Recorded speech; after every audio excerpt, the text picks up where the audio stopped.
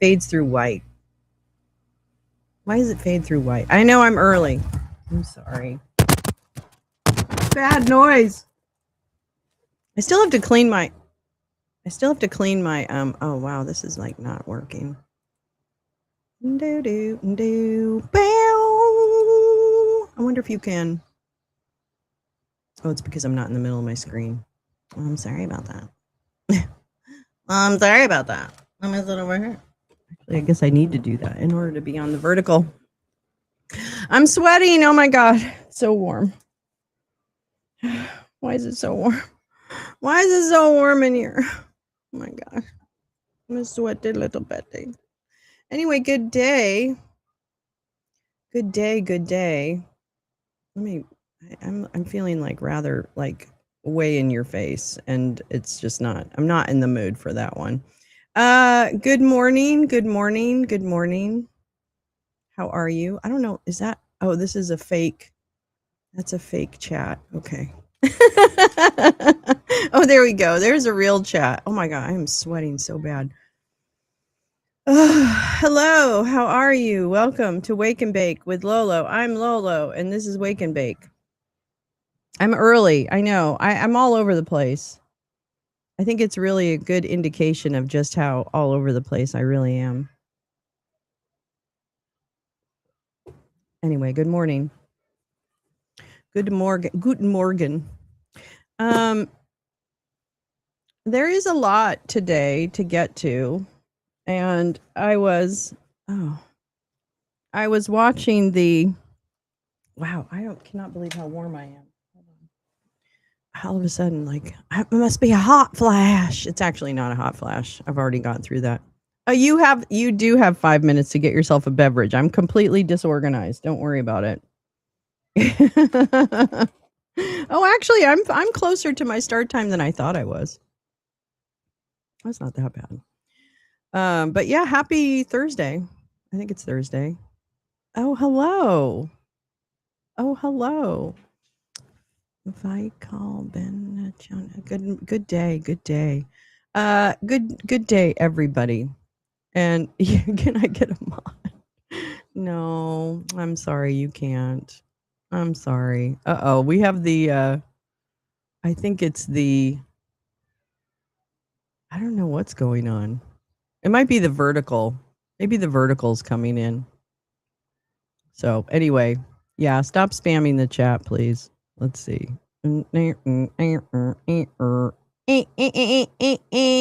Sorry. Sorry, you can't be here. Wow, what did we get all of a sudden? How did we get so many weirdos in here? Hi. Oops. Oh god. Hold on. What am I doing? What am I doing? There we go. There we go. A little raid. That's okay. Thank you for the engagement. I appreciate it. It helps the stream. Keeps me on my toes too. I like that. Anyway, happy Thursday everybody. How are you? I hope you're well. Welcome to oh, did I pin somebody's comment? Oh, I hope I didn't. I don't know what I'm doing over here. I have a vertical going, and I think the vertical is the problem, but hold on. Anyway. You're not seeing the chat. Oh, okay. Wait, hold on. There we go. There we go. Can you see it now? Oh, is there something? I wonder if there's something weird in the settings. Hold on. Let me go over here. Hold on. I'll fix this. I have a new streaming platform, so it might be a little wonky, but hold on. Let's just see. Do do do do do do do do do do do do do. Ah, shut up, lady. Oh, I see. Yeah, we're getting a lot of people over here. Community moderation. Community moderation. Yeah.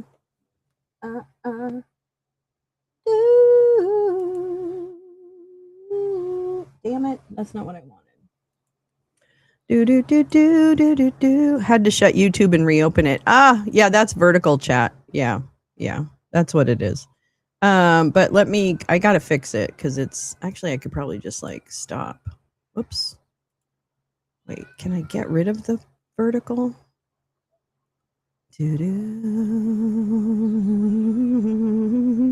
Okay, now I'm on vertical. Oh, okay. All right. All right. Have fun over there. Let me see if I can. Oh, I think I can do it here.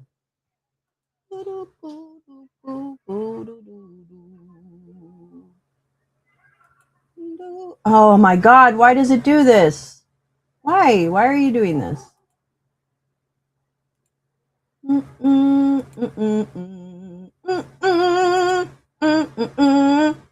Yeah, go back to horizontal. Don't stay there. I should probably just I need to end the vertical somehow. Isn't that funny? Why can't I do it? Oh well. What's moderation activity? What does that mean? This is also very interesting. Oh well. I'll just have to get rid of people as they come in.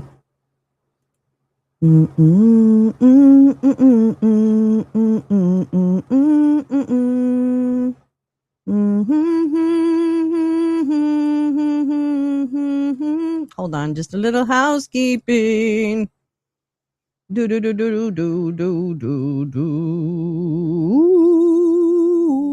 That's okay. I'll just have to keep an eye on it. 5 watching horizontal and 10 vertical. Woo! They're not 10 real people though. I don't think they're real people. I think they're just bots. It's just bots. It's an experiment to see if it helps. It's an experiment to see if it helps with growing the channel, but it probably won't. So that's fine. Hi, Grace Lisa. Did you sneak in and I didn't see you? Where are you? I didn't even see you. Where are you? Oh my gosh, I can't even see her. Anyway, good day. I mean, I really do have other things to talk about other than, trolls on the internet. So, good day, everybody. I hope you've had a very lovely Thursday so far.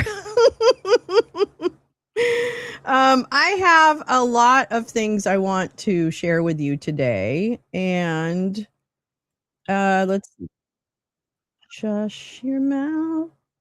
And I think I'm going to start with some reading, actually. Yeah, I think I'm going to start with some reading. Well, actually, let me start with the other. I'm going to start with. I'm going to start with the Mark Wayne Mullen and Turd Blanche presser this morning. I think it's a good idea if you want to grow following. Well, we'll see. I don't know. So there was a skunk outside my bedroom window in the middle of the night, and it must have gotten startled. I thought it was weed smell. Oh, no. That's terrible. Oh, my Lord. Lord. That's terrible. Oh, poor skunk. Poor skunk, too, right? Got scared. Okay. Wait, what am I doing? Oh, yeah. Where are those boys? Where are those boys? Where are those? There they are. Okay.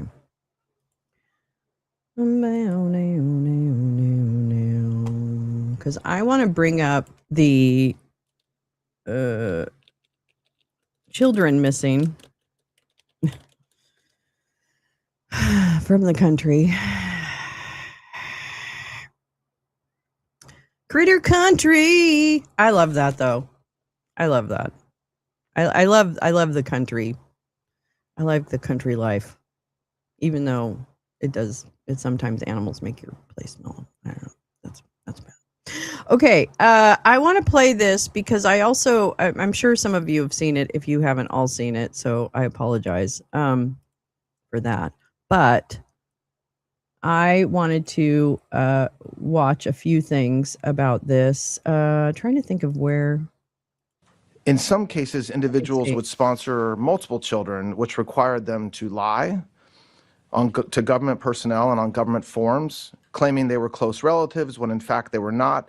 They would use fake or stolen identities and make other false claims during the application process in order to obtain custody of the children. I think I'm stating the obvious, that when government fails to protect our borders, it is the most vulnerable who suffer. And this department and this administration has zero tolerance for unlawful activity and is committed to protecting children who suffered the consequences of open borders. Today, we are announcing the indictments of 3 individuals: Maritza Kawik Koch, her brother, Carlos Agustin Kawik Koch, and Gladys Marina Call Chen. This was out of the Northern District of Ohio. All 3 are illegal aliens from Guatemala who allegedly took part in a wide-ranging conspiracy to smuggle more than a dozen children into the United States by scamming the system and exploiting the loopholes created by the last administration. This is one example, one indictment, but it is not unique. There are over 15,500 super sponsor cases that we have identified along with DHS. Hey, Mr. Spock. And again, these super sponsor cases are when somebody sponsors more than 3 children, unrelated, and they're unaccompanied minors that come in the United States. I also want to announce today, from the same district in Ohio, the Northern District, the sentencing of another criminal illegal alien who was convicted, also from Guatemala.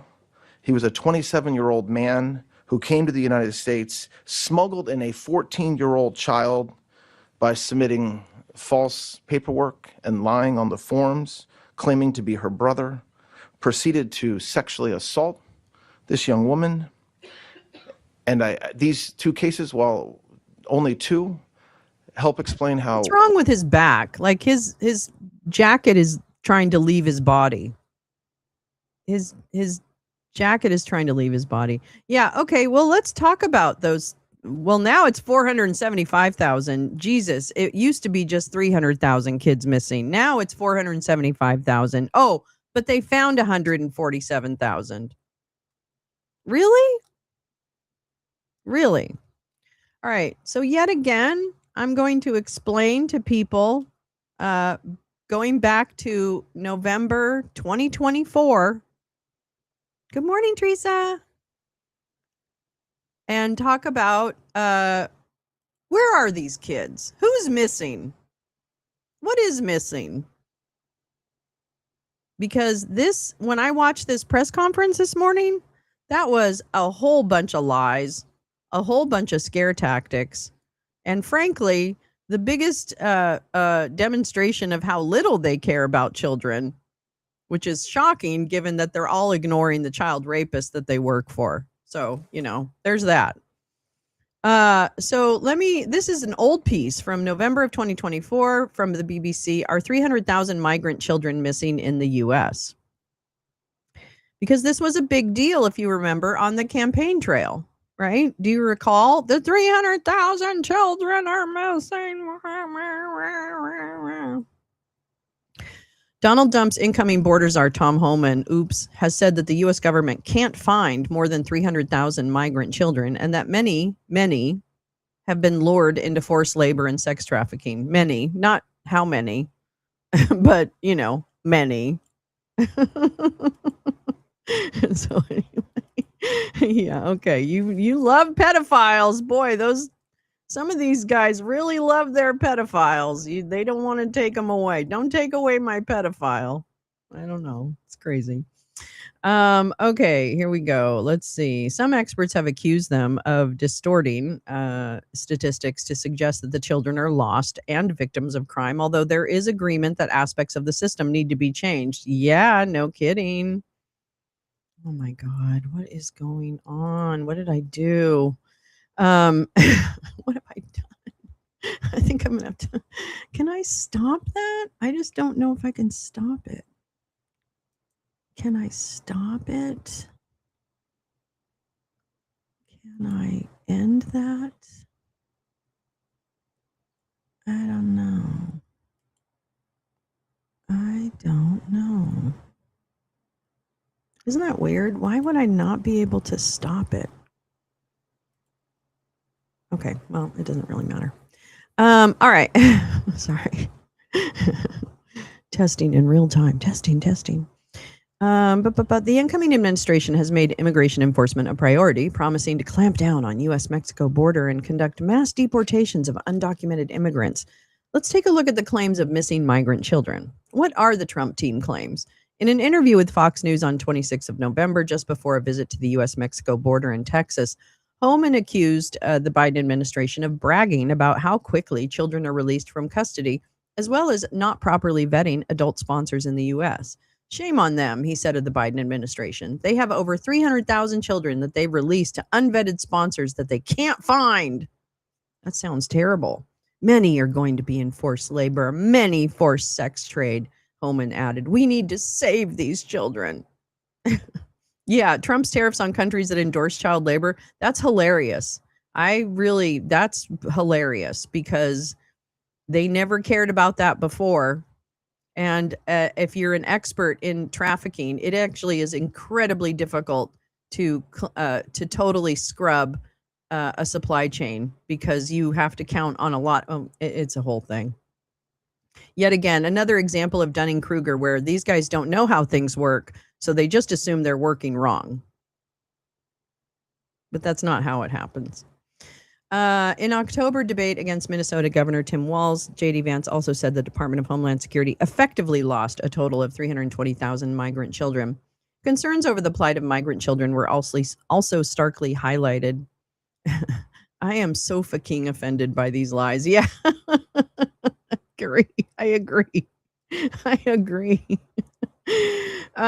Shared an image when authorities in Texas shared an image of a 2-year-old girl from El Salvador found at the border clutching a piece of paper with a phone number.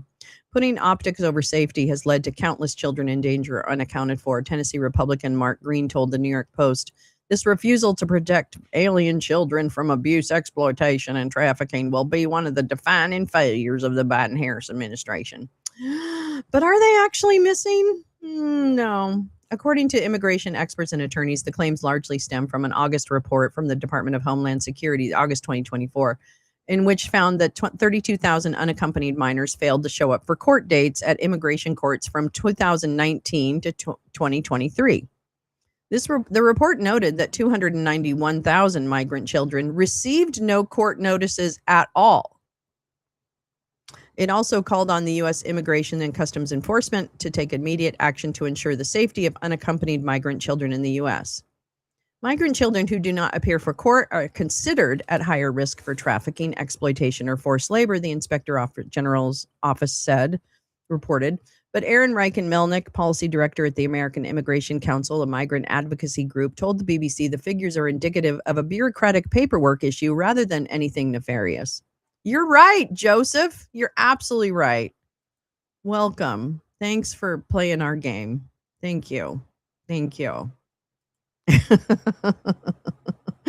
When you hear the phrase missing, you think that there's a child that someone is trying to find and can't. That's not the case here. The government has not made any effort to find these children. That's dumb. Many of the children, experts say, may well be at the addresses that are on file with the government, but were simply unable to make their court dates. That doesn't mean something bad happened to them. It means you missed a court hearing. Mr. Reichland-Melnick added that there are valid concerns about exploitation. We cannot, however, suggest that all 320,000 of those children are being labor trafficked. No, Joseph is right. I'm sorry. You get to be blocked because, you said he wasn't right. One thing that should have been changed is Betsy DeVos being linked to adopting the children out. That's trafficking. Yeah, exactly. Hi, Bob. How are you? His 15% levy on Switzerland will show them who's boss, right? He's got some companies in the United States who have a problem with child labor in their fucking supply chains. Apple,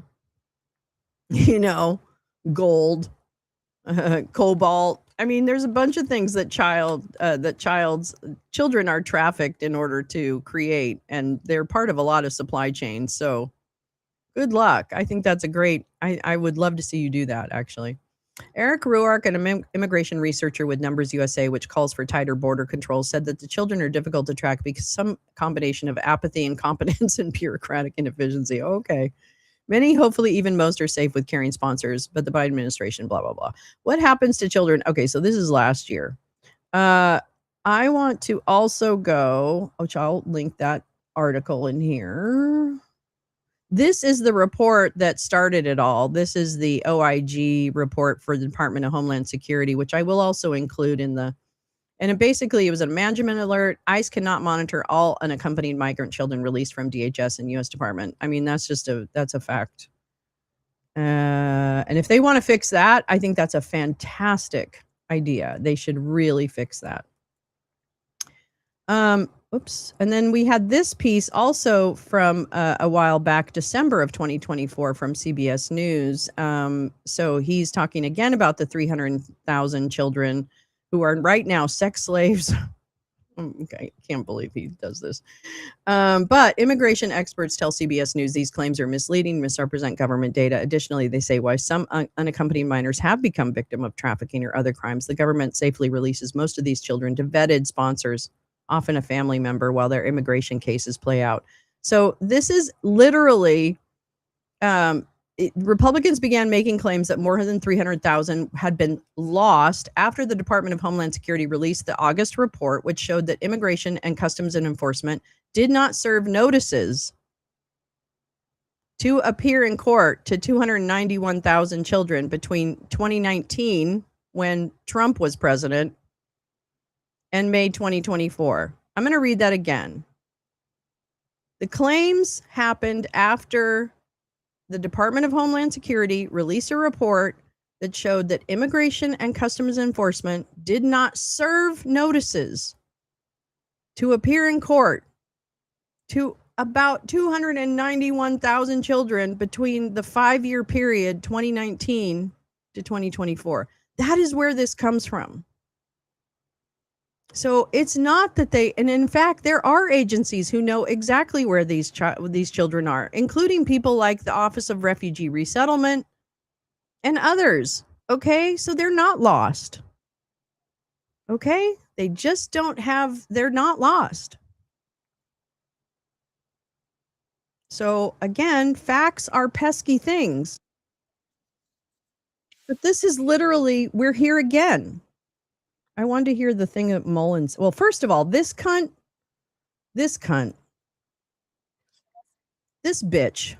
oops, sorry, who's apparently the head of the Office of Refugee Resettlement, which I've worked closely with because they resettled large groups of people in Maine when I worked in Maine with grieving children. We worked with children from war-torn countries who had come over as part of a refugee resettlement. So I'm well familiar with the ORR. And the ORR also works with a huge agency called Catholic Charities. That's right. Catholic Charities has been part of refugee resettlement in this country for at least well over a decade, if not longer. And so there's also missing in all of these reports of missing children. What is the information from Catholic Charities? Because they know a lot about placement of children when they come in unaccompanied, etc. Okay, so I guess what I'm trying to say is there's a lot that happens with unaccompanied minors. And this is not, what they're portraying is not what is happening. And this woman is about to destroy the Office of Refugee Resettlement. That is her job. So I was hoping to get to the Mark Wayne muffin head. It's why they're called sanctuary cities. Oh, yeah. Because of President Trump's leadership, cities. We're going into those sanctuary cities. No, you're not. No, you're fucking we not. have mayors like Mandami in New York who want to say you're not welcome. I don't think he said that. As a mayor, he knows what's happening on the streets. He's not. He knows You don't have anything harboring, to do with New York and City, at this you point fucking invading. cowhead. By saying that we can't go operate, we're going to. We're going to go find the worst of the worst. We're going to rescue as many kids as we possibly can. They're not Oh We're my going to God. enforce our nation's laws. They're not going to And we're save going to right the anybody. They're wrongs not going to that the save Biden anybody. administration turned a blind eye to. Well, it seems to me that the DHS under Trump also didn't serve notices to part of those children coming over the border. So I'm sorry. Everything they say is completely a lie. Completely a lie. Yeah, Trump says a lot of things. You know what? Canada is involved in child labor. The United States is involved in child labor. China is involved in child labor. Every fucking country that engages in global trade is supporting child labor. Don't get it twisted. Nobody is innocent here. Nobody.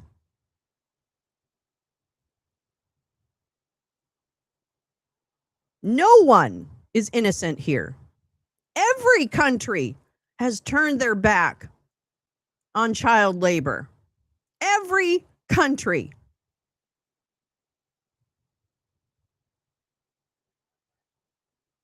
So there. Anyway. Okay, so that's really all I needed to listen to. I don't need to listen to any more. You guys have probably already listened to him, but that I thought was yeah, here we go again. Here we go again. Here we fucking go again. All right. Then I was thinking about, I'm jumping around just a little bit today, but then I was thinking about,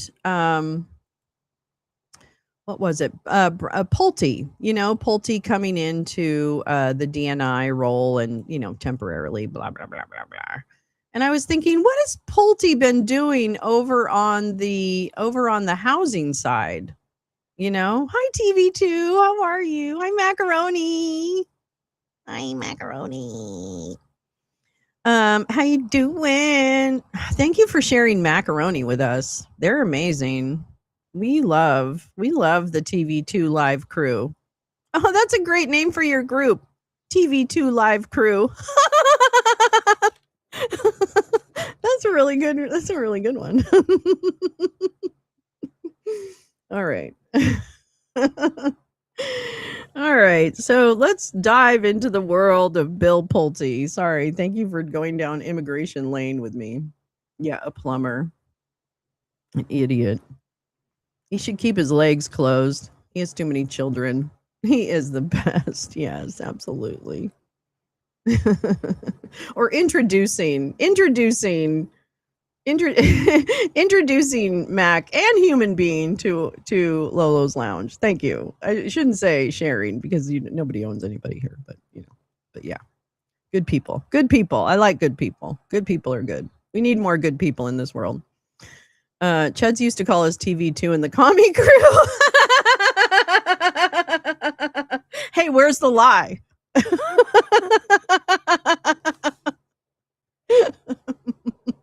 Go ahead, call me that. Speaking of Catholics, if that's what you want to call him, LOL, JVG, cuz is leaving the end of the summer. What? What do you mean leaving at the end of the summer? Chief of Staff. Oh, uh-oh. Ruh-roh. Or is there trouble in paradise? Paradise by the dashboard light? I don't know. Okay, one of my favorite topics, credit ratings. That Pulte is bad news. Yes, that's right. He's bad news. He belongs in a fucking drunk tank is what he belongs in. And each of us have been TV2 at some point, according to the Chuds. Oh yeah, that's true too, Macaroni. There's a group of people that troll people that got accused of being the same person all the time. And I'm like, that's not how it works. There's more of us than there are of you. All right. So I wanted to read this and give you a couple of articles just about Bill Pulte and what he's been doing over at Fannie Mae and Freddie Mac. Okay. Because there's shit happening over in the housing and the credit and the. So let's just go through a couple of these articles, if you'll bear with me, so we can get some context for what's happening over at the places where Bill Pulte has been working, which is in housing. Okay. Which is funny because his name is Pulte and He's the heir to the Pulte Homes, whatever estate, I guess, or something like that, whatever that is. He's part of the Pulte Homes, I don't know, kingdom. Classic FICO may soon have a more nostalgic ring to it. And this is again from 2025, November 2025. In a Monday afternoon X post, Federal Housing Finance Agency Director Bill Pulte said his agency is in talks to add the newer FICO 10T to the approved credit scoring models for loans delivered to government-sponsored entities, Fannie Mae and Freddie Mac. This would be great for consumers and the safety of the mortgage market to have both FICO 10T score and the Vantage Score 4.0, Pulte wrote. Stay tuned, very close to a deal. I don't actually know what this means, but it can't be good because Bill Pulte's a dick. So it's got to just benefit home builders. FICO did not immediately respond to Scotsman Guide. Pulte previously shook up the mortgage credit scoring landscape in July when he announced that lenders would be allowed to use Vantage Score 4.0, a tri-bureau credit scoring model from Vantage Score Solutions, a company jointly owned by the major credit bureaus Equifax, Experian, and TransUnion. The FHFA chief touted Vantage Score's incorporation of rent payment data when it is available in a consumer's credit file, writing on social media that the agency was expanding credit access to millions of forgotten Americans, people who live in rural areas, renters who pay their rent on time every month. See, that actually doesn't help anybody. That doesn't help anybody. This doesn't help anybody. So this is, expanding credit access. That doesn't expand credit access. This is going to actually give less people, there are going to be more people denied.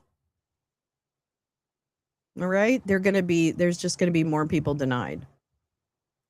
So this is bullshit. This is trying to, get you to sleep with him, but he's not, he's going to just hurt you. Yeah. Previously, only Classic FICO was approved for Fannie and Freddie loans. FICO 10T, which launched in 2020, uses trended credit bureau data to assess how a borrower's creditworthiness has evolved. FICO 10T was validated and approved for use by Fannie and Freddie in 2022, but it was never officially implemented by the mortgage giants. In a white paper released in July, FICO maintained that its 10T models is 5 times better than Vantage Score at detecting loan losses. Here you go. This is less people getting access to credit. Credit ratings are a way to keep people poor. That's all they do. That's all they do.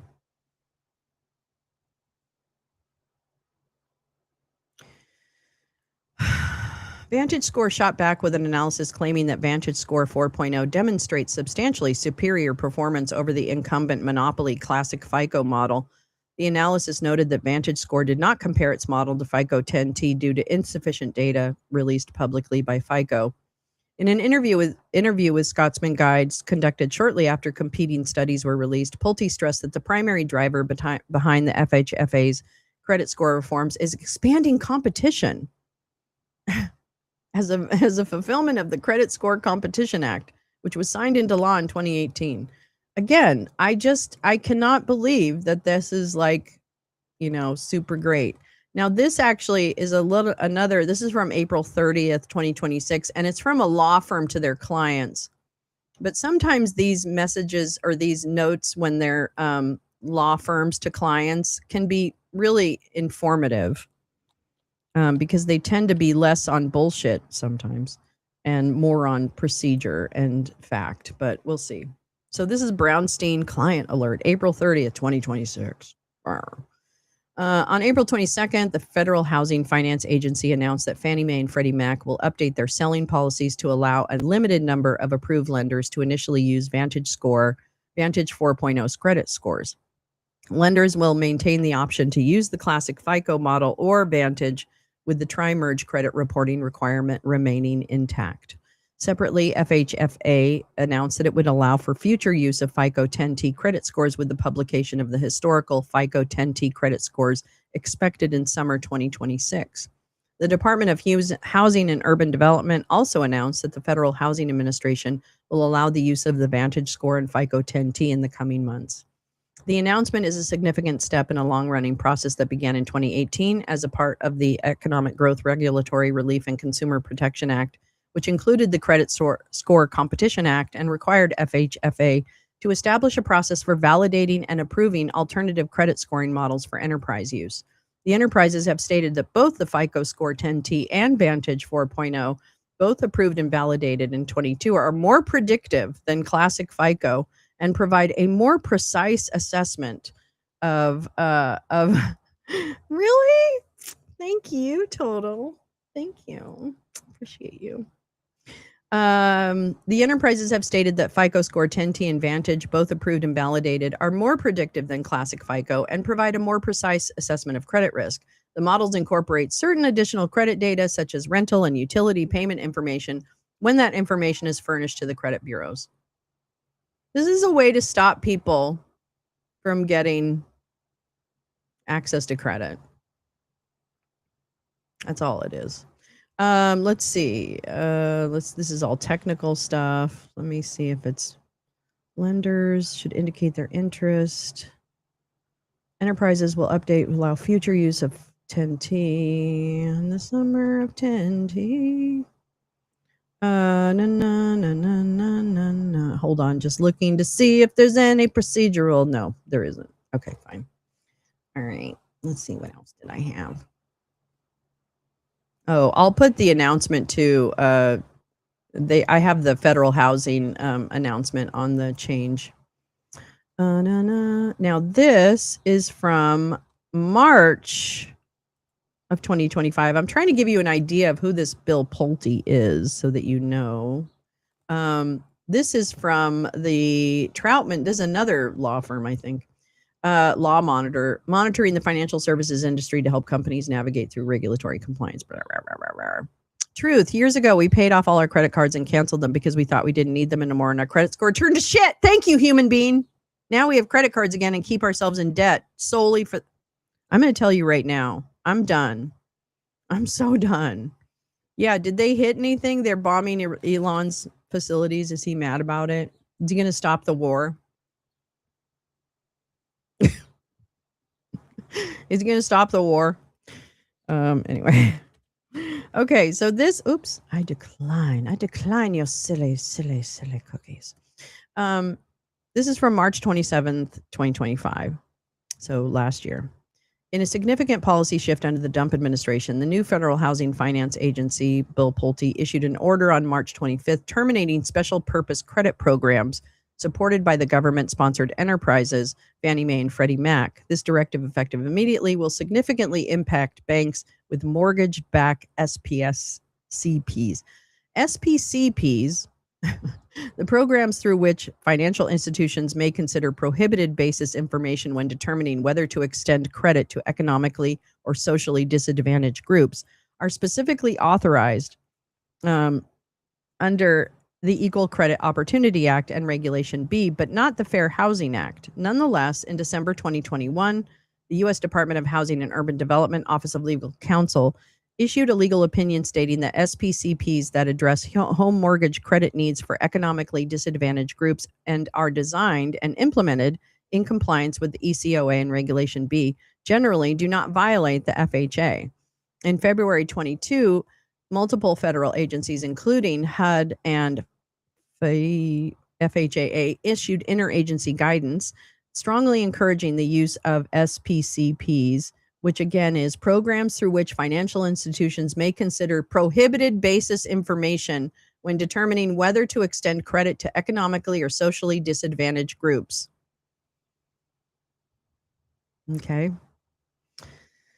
However, according to the order which was posted on Director Pulte's social media account, the FHFA has determined that the current level of support for SPCPs is inappropriate for regulated entities in conservatorship, a reference to the FHFA's conservatorship of the GSE, which is the GSE again are what are they? Oh, Fannie Mae and Freddie Mac are the GSEs, government-sponsored entities. Okay, so I'm sorry. All the jargon is very, very hard to keep track of.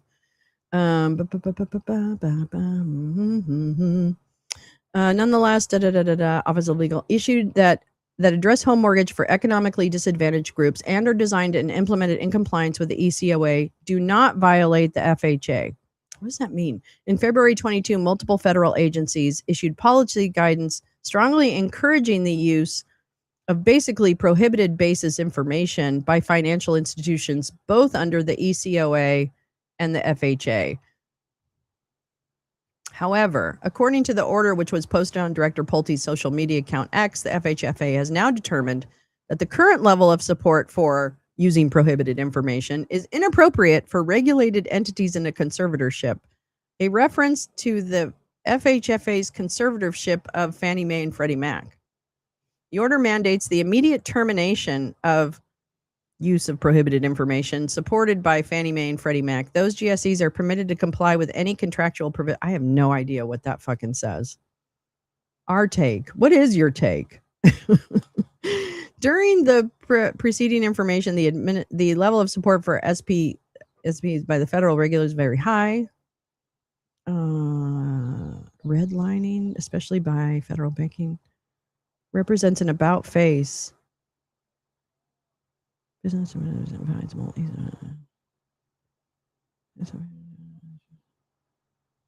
I think this means that they are allowing people to use previously prohibited information, maybe, I don't know, in approval for Fannie Mae and Freddie Mac loans. In the slang of the credit card industry, the customers who pay their statement balance are officially called deadbeats. I know, it's really gross. It's really gross. Yeah, Elon Musk doesn't have factories in the Middle East. What the hell does he have over there? Is it just stuff he's stealing?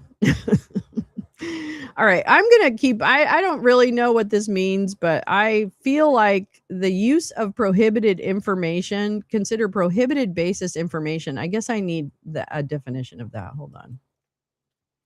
Because now I'm bothered that I don't know. Prohibited basis information. Oh, it's about fair lending. Okay. Basis. No. Shit. No. Prohibited basis information refers to personal characteristics that lenders, employers, and housing providers are legally forbidden from using to make decisions, such as approving a loan or hiring a worker. Under laws like ECOA, which we just talked about, and FHA, it's illegal to discriminate based on these factors. But what I think Pulte is saying is, yeah, you can do it. You can do it.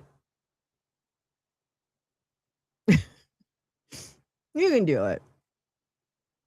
All right. So that's Bill Pulte. That's Bill Pulte. It's great.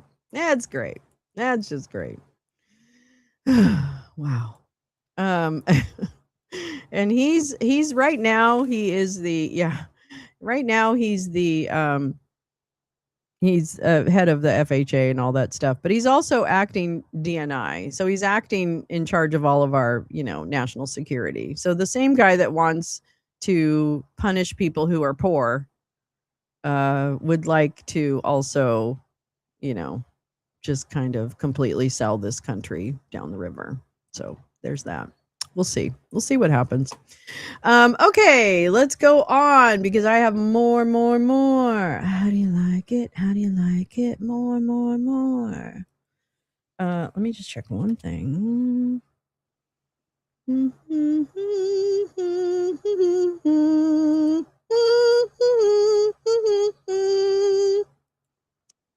Hold on, we'll watch this. Yay. Okay. We have breaking news at the Pentagon. We are continuing to follow this big story right now. What happened? According to the Pentagon, the hazardous materials team is now scrubbing several locations inside the Pentagon's A-ring. That's the centermost location in that building. And this is a live look there now. So you can't see what they're doing on the inside. And again, I'm still working to find out when exactly this started. We know that there was an ex-post that said that units were, including their hazmat team, were currently operating at the Pentagon, along with their Pentagon Force Protection Agency. That doesn't tell us exactly what they have found, but we do know, according to a source, that this is after systems detected a problem with the air quality in the building. So the air quality in that centermost part of the Pentagon, those offices, inside that structure, a device picked up some kind of biohazard scent. And the Pentagon source we've been talking to at Fox News says that they haven't found anything yet. There's no indication that this is nefarious. And there is a shelter in place for people close to that area of the Pentagon. So I would term that as, having been there, it's been many years I've been in that close, but my dad worked there for years. I can tell you that that's a lockdown situation. So no one in, no one out. And they want other people to stay away from that area of the building, and they are testing the air now in several locations to make sure whatever was detected was not a situation that can spread. So I want to get more detail now on exactly how long this incident has been going on, because what's important about that is those areas are tight, and you want to know, well, has it spread? And so, yes, it is great to have people not go into that area. Have they started evacuating anybody out of that building? So we are watching for that. Our Lucas Tomlinson, we are rounding up our team right now. Our Lucas Tomlinson will be live at the White House just moments from now. But as you look at the structure, you can see the enormity. And on any given day, you have thousands of people inside the Pentagon. You have contractors coming in and out. Yeah. I mean, it would be an untold number of people that would be gathered in meetings and that sort of thing inside this huge structure. So with a certain number of them on lockdown at the center point, and also if you can go back, and I don't know, this is file, but our live shots seem to have a better overhead view of the Pentagon. Yeah, you can see that open area in the center. And then all around that, in that first ring, are the offices that we're talking about. And then it just sort of spins on around, and it gets wider and wider and wider. Again, thousands of people. Lucas Tomlinson is live at the White House with more on this. Lucas, what are your sources telling you?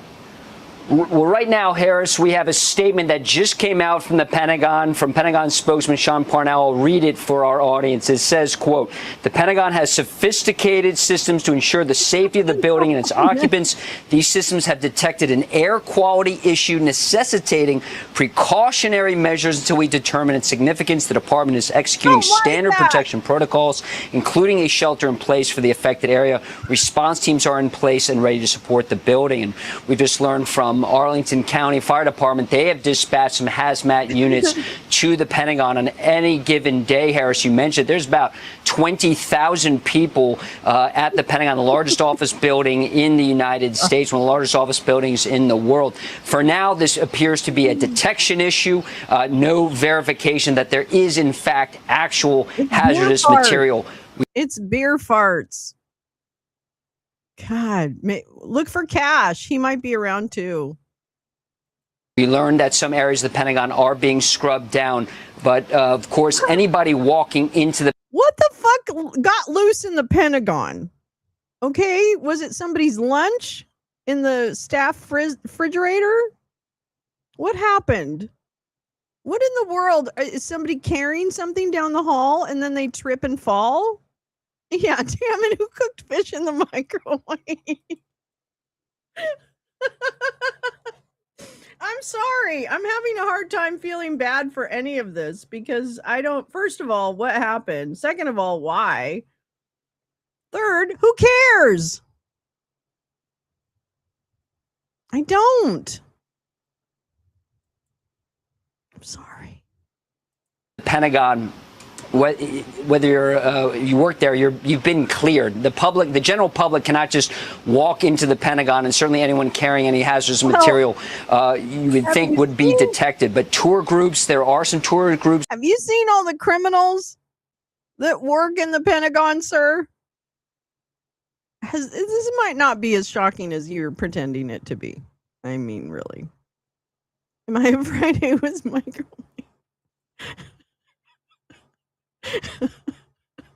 Oh, it's not Friday. Damn it. That's why this is an emergency, because it's not Friday. It is dangerous. Yeah, it took out his wife. Yeah. Yeah, no, it is dangerous. This one sounds like a mix of a mix for flamethrower kicks at beer farts and open.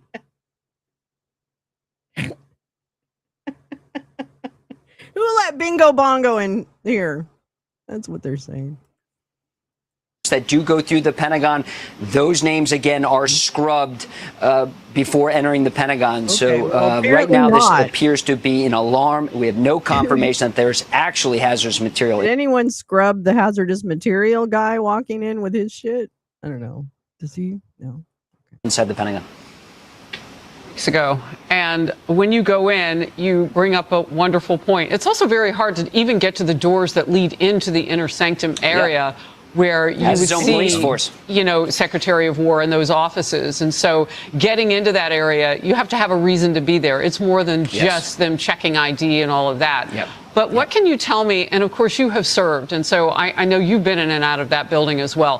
What can you tell me about the A-ring at the Pentagon, which is where they first detected this hazmat scent through and what they're looking at right now, whether or not it's nefarious or something naturally occurring and just too much of it. Parts.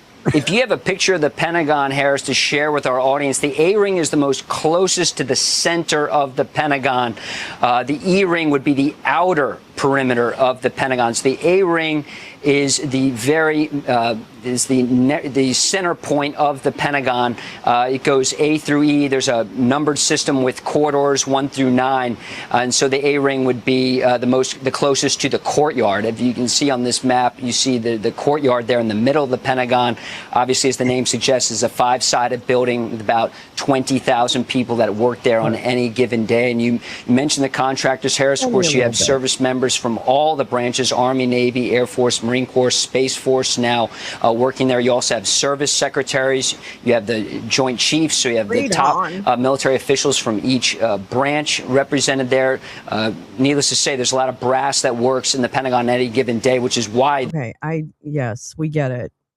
We get it. Holy shit. We get it. Yikes. Yeah, rat piss. That's right. Cash peed in the corner again. Yeah, tell us every factoid you know. That went on too long. Okay. Thank them. You hold them eyes for the sponsors, right? We got to put our little Chiron down below.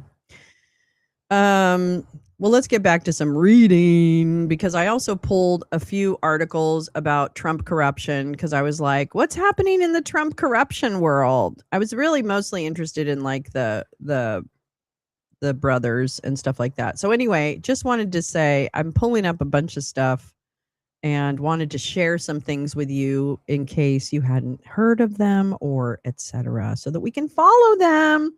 Why does it matter if he served? It doesn't.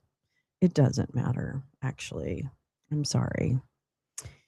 All right. So this is actually just a press release from June 4th from Jason Crow, who's Colorado congressman. He's from the House of Representatives, Democrat. Senator Elizabeth Warren and Congressman Jason Crow, co-chair of the End Corruption Caucus, are demanding answers in a new letter to the White House, reports of potential corruption and favoritism with federal contracts benefiting the Dump family. And this is what I was looking at, the boys, and like, what are the boys involved in these days? Because remember, we've been looking at that a lot. Okay. Vulcan Elements, a small startup company with direct ties to the Trump family, was awarded a $620 million loan by the Department of Defense. The venture capital firm 1789 Capital, where Donald Dump Jr. works as a partner, is invested in Vulcan Elements, offering Dump Jr. and his company direct financial incentives from the deal. According to public reporting, a top White House advisor and friend of Dump Jr., Peter Navarro, requested DOD staff to approve the loan. Peter Navarro is a dirty motherfucker. And if anybody's going to end up being in prison, it's going to be that little rat. God willing. Requested DOD staff to approve the loan, which prompted staff to move on an unusually expedited timeline. One DOD official said about the loan, the call came from the White House. We have to get this done. The $620 million loan is the largest ever made by the Office of Strategic Capital.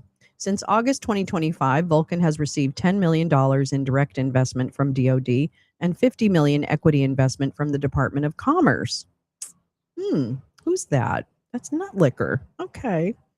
Donald Dump has turned our government into a racket to enrich himself, his family, and their billionaire donors. The corruption is costing taxpayers money as they are losing their health care and can't afford groceries. The American people deserve leaders that work for their benefit, not who use their office to enrich themselves, said Mr. Crow. Crow and Warren were joined in their letter by Senator Richard Blumenthal and Mazie Hirono and Mike Levine. Warren, Crow, and their colleagues wrote, the American public and service members that are in harm's way expect that the DoD contracting process is fair, unbiased, and competitive to ensure that only the best companies providing the best products receive taxpayer dollars. But if this report is accurate, it reveals a staggering level of corruption and influence peddling that superseded this process, enriching the president's son at the expense of U.S. national security and taxpayer dollars. These revelations about the White House influence over DoD contracting come amid a fire hose of corruption surrounding the Dump administration and department, raising concerns about inappropriate White House involvement in other U.S. government investments that have or could enrich Trump Jr., they continued. Throughout his time in Congress, Congressman Crow has stood up to special interests, blah, blah, blah, blah, blah. Okay. Yeah, you're great. You're great. Let's see. Let me go to the meat. This is the text of the letter. Okay. A lucrative.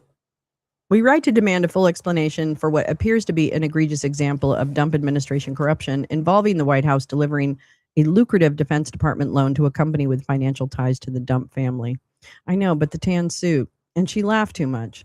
In January 2026, Senators Warren, Blumenthal, and Kim wrote to the Department of Defense regarding concerns that the department had provided 1789 Capital, a venture capital firm joined by Donald Dump Jr. as a partner soon after President Dump's election, with hundreds of millions of dollars worth of contracts and loans. The initial findings of this investigation were deeply troubling. They revealed that DoD appears to be oblivious to and therefore unable to address the potential for corruption created by the Dump family's investments in companies that stand to benefit financially from taxpayer-funded DoD contracts. Now we write because a new report appears to indicate corruption playing out behind closed doors at the White House and the Pentagon. The most valuable DoD award to date for 1789 Capital is a $620 million loan to Vulcan Elements. The company is a small, rare earth startup that creates magnets for use in drones and radar systems, which received an investment of undisclosed size from 1789 Capital just 3 months prior to being approved for the DoD loan. The $620 million loan was the largest ever made by the Office of Strategic Capital, worth twice Vulcan Elements' entire valuation. Ooh, okay. And after the award, estimates of its valuation grew tenfold. An immediate windfall for the president's son. The new report from ProPublica indicates that Vulcan's approval for this loan came amid White House interference in the process. Specifically, according to this report, interviews and Defense Department records reviewed by ProPublica show that the request to loan hundreds of millions of dollars to the firm linked to Dump Jr. was made by Peter Navarro, a White House advisor to President Dump and a friend of Dump Jr.'s, and that Navarro's prodding prompted staff to move at an unusually rapid pace, working late nights and with little sleep to get the loan through in a matter of weeks. In addition to the $620 million loan, how does it work like that? I'm sorry. I don't understand how you'd have weeks of work, but whatever. In addition to the $620 million loan, Vulcan also landed $10 million in direct contracts with DoD and received a $50 million equity investment from the Department of Commerce. What? What does that mean? Wait, what does that mean? Department of Commerce, 50 million. I don't understand that, Vulcan. Does that mean they have a stake in it? I don't get it. Oh my God. Oh my God.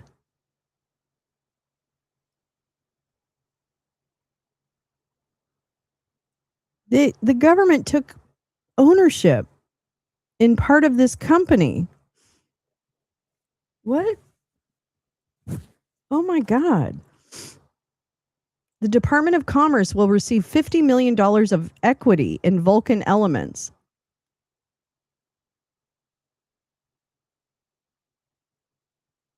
What the fuck? What are we doing? Like, what? How is that legal? That I don't even understand that. This is, I'll link all this stuff, but this is Vulcan Elements' own announcement in November. $1.4 billion partnership with the United States government. And you can just see the Department of Commerce, will receive 50 million of equity. It's right here.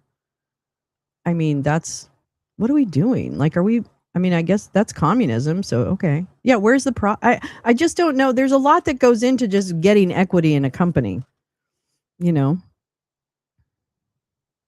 All right. Well, I guess we'll have to learn more about that, won't we? I guess we will. All right. So, okay. Whoops. Where's my, wait, what happened? Shoot. Okay, hold on. All right, hold on. Is this it? No.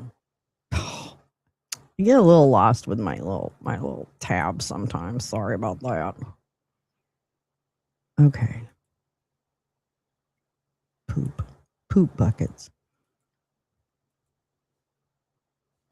Do do do do do do do do do do do. Okay, well, clearly. Oh, okay, I understand. All right. Okay. So here we go. I went down a rabbit hole, and there you went. And there we went. This is the one I'm trying to read to you. Okay. Come amid a fire hose of corruption. Okay. Oh yeah, this is where I got thrown off with the equity. Oh, okay. There's just so much. These revelations about White House influence over DoD contracting come amid a fire hose of corruption surrounding the Dump administration and department, raising concerns about inappropriate White House involvement in other U.S. investments that could have or could enrich Dump Jr. SWI Quantum, a quantum chip startup backed by 1789 Capital, received a $10.8 million Pentagon contract in April 2025, and Commerce recently took a $100 million equity stake in the company. What? Another one?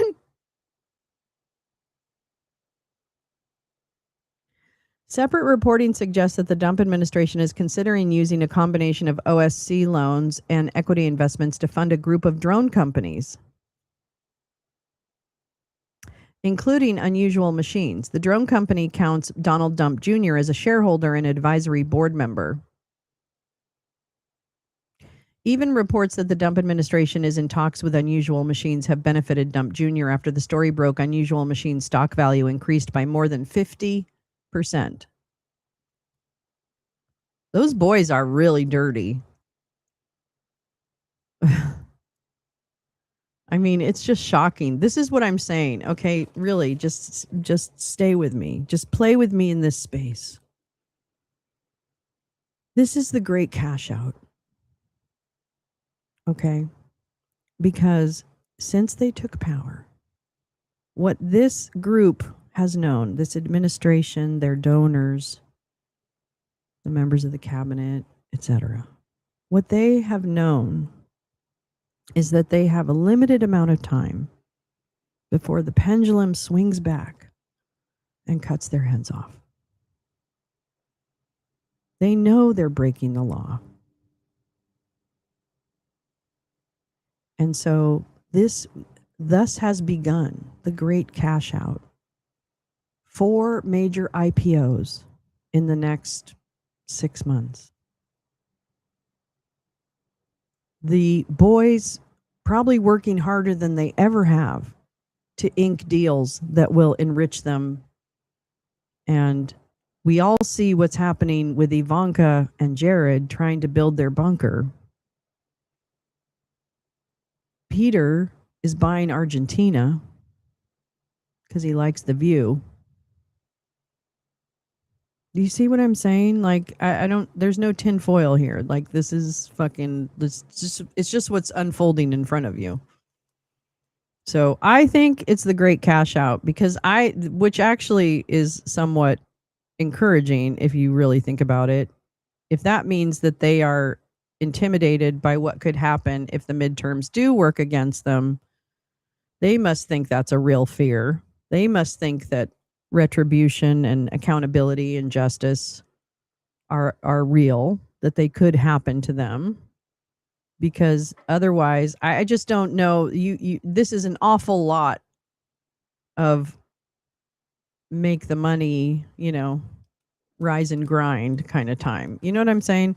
So I'm referring to this as the great cash out. Now, I don't know what that means for the rest of the, rest of the economy, but I don't know. We're going to get into that too. It's going to be quite a morning. All right. So anyway, I'm going to go ahead and end this because I have a lot of articles I'd like to read to you and I don't want to miss a thing. But I will be sharing all of this because these are the companies. This includes but not limited to Vulcan Elements, Unusual Machines, Swy Quantum, Cerebras Systems, Firehawk Aerospace. And remember, there was the other one that is the drone company that I think is related to Cerebras as well. That also was where they took the golf company, right? The golf LLC that was already publicly traded, and they merged it with the drone company, and maybe that was Vulcan. So now Vulcan can be, not only will they make money on the contracts, but they're going to make money on the fucking stock.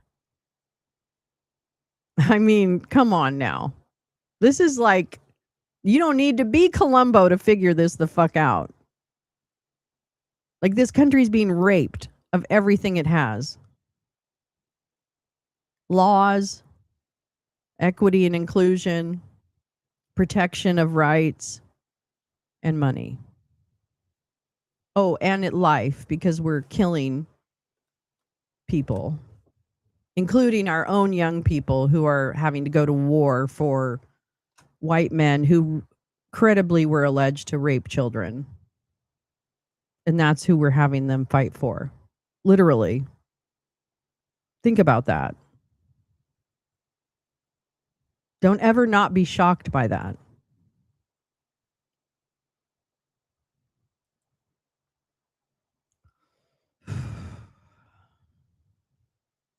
Kolchak. Oh, I love that show.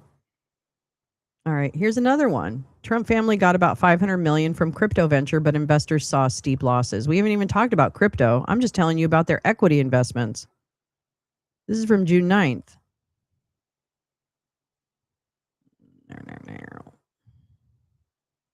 Oh, wait.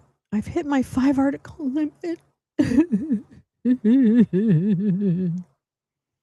Well, let me read the high points.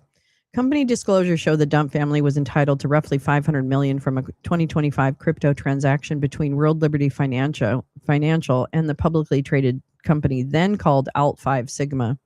Alt5 Sigma's stock has fallen more than 90% since just before the deal was announced. The company, now called AI Financial Corp, has warned investors about its ability to continue as a going concern. Ethics watchdogs and former regulators said the SEC should investigate the company over issues in its corporate disclosures and potential conflicts of interest arising from its relationship to the president's family. There's no evidence that anyone involved in Alt5 Sigma's August stock sale tried to exploit their relationship with the Trump family for their own benefit. Really, Grease? Really? The White House said there's no conflict of interest. What are you guys looking at? Let me see if I can create a free account. Okay, I can't show you guys. Oh my God. I'm going to go ahead and hold on. I'm going to share that instead so I can fill this in privacy. God. I don't want you to know my email address. Oh my God. Password. I don't care. How about I don't care? Is that a good password? Okay, because I really want to read this fucking story. Okay, stop. Okay, we're back. I got it. Okay. Back in August, Eric Dump and Dump Jr., Tweedledum and Tweedledummer, were all smiles. They showed up at the NASDAQ Stock Exchange in New York to celebrate a new business partnership. We read about this. Do you guys remember? This is what we read about. This is what we read about. You got this at Lolo's.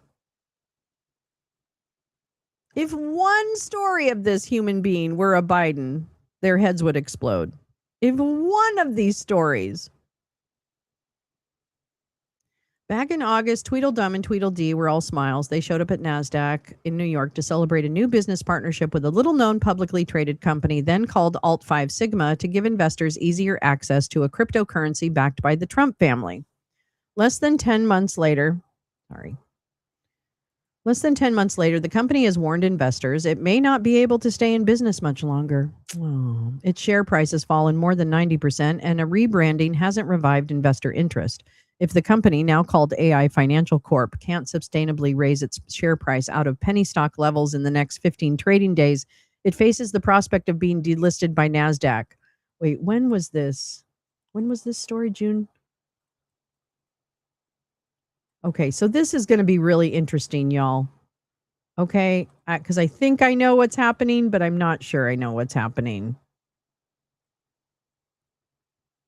Isn't that great? Isn't that a great lead-in? Okay. Okay. One of the few parties who benefited from the Alt-5 Sigma transaction is the Trump family. As part of the August deal, Alt-5 acquired $1.5 billion worth of crypto tokens from World Liberty Financial, which is the boys' crypto company. And among others, well, you want to know who the other is? Yeah, it's Steve Witkoff's son. I mean, others is doing a lot of work there. $5 for gas, try $6.50. Okay, try $6.50, Jim. All right, try $6.50 on a fixed income, baby. Okay, then tell me about it. Let's do crypto. The president and undisclosed members of his family were entitled to roughly $500 million in proceeds from the crypto sale, according to disclosures by World Liberty Financial. Alt-5 closed at $8.97 a share on August 8th, the last trading day before the World Liberty deal was announced. Since then, AI Financial stock, originally trading under the Alts, now AIFC, fell to 66 cents a share. So from $8.97 a share to 66 on June 8th, a 93% loss, according to FactSet data. Attorneys for Democracy Defenders Fund told the Securities and Exchange Commission in April letter that the regulator needs to commence an independent investigation into alts without delay. The nonpartisan group has sharply criticized the Dump administration over allegations of ethics issues. They didn't receive a response to their letter. The question now is, what happened to all that money? Virginia Cantor, the chief anti-corruption counsel for the group, said in an interview. Sorry, I struggled a little bit there. I just wanted to pull up what they were referring to. I pulled up the out letter. SEC declined to comment on whether it has looked at AI Financial since its involvement with the dumps. AI Financial has become a cautionary tale for investors who saw a dump-linked deal as a natural winner in a Trump presidency. The company is on its third CEO and third outside auditor since Eric Trump and Donald Trump Jr. celebrated the World Liberty partnership at the NASDAQ in August. In January, it turned to World Liberty for a loan and then used some of the proceeds to try and lift its own share price. Yeah. Yeah. Oh, okay. I'll try. Yeah, I'll find the. Yeah, I can find a Reuters article on that. Did we read that, or is that a new one? The effort failed. What looked like to some like a public market entry point into the Dump's family expanding business empire has instead left investors with steep losses.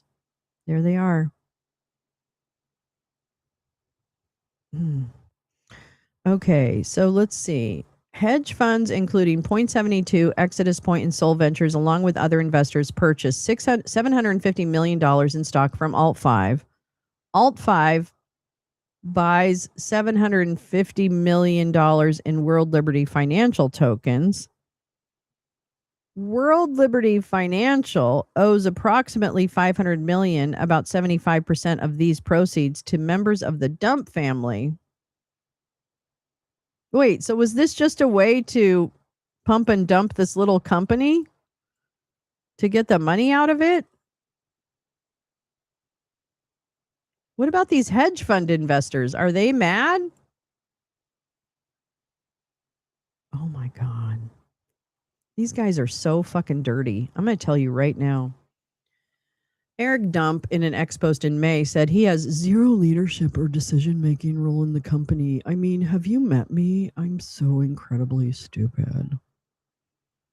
He was nominated to a role on the company's board, but World Liberty nixed the plan after a discussion with NASDAQ. Oh my God. Fuck you, NASDAQ. You're not doing your job either. Alt5 said in an SEC filing. The exchange requires a majority of board members of its listed companies to be independent. Eric Dump wouldn't qualify as an independent director for Alt5 given the World Liberty deal.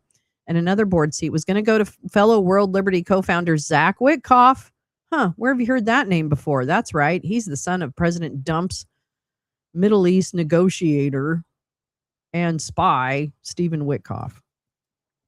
Eric Dump threatened to sue MS Now host Jen Psaki for allegedly damaging his reputation. Oh no, sweetheart, that was damaged from the birth. All right, you're the dumb one. When she raised questions about his role in the company in a May television segment that discussed his potential conflicts of interest, MS Now spokesman Richard Huddock declined to comment. MS Now and CNBC are both owned by Versant Media Group. I don't care about that.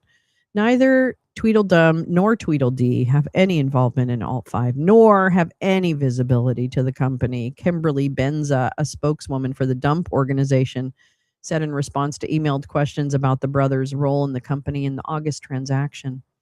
Neither have ever been on the board, know anything about the leadership team, or have ever been involved in their operations. We don't even know her.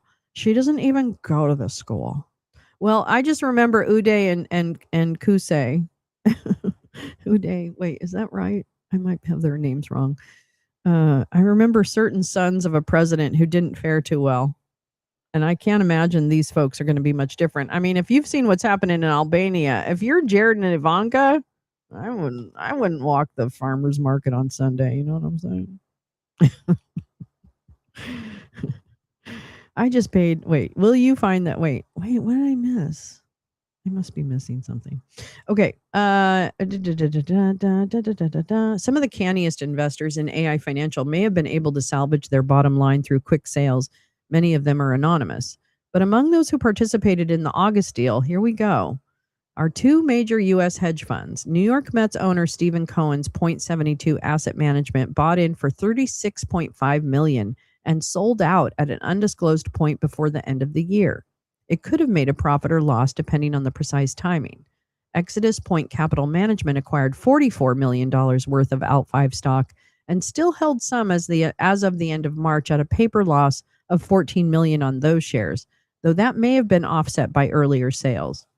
Spokespeople for .72 and Exodus Point declined to comment about their role in raping the country.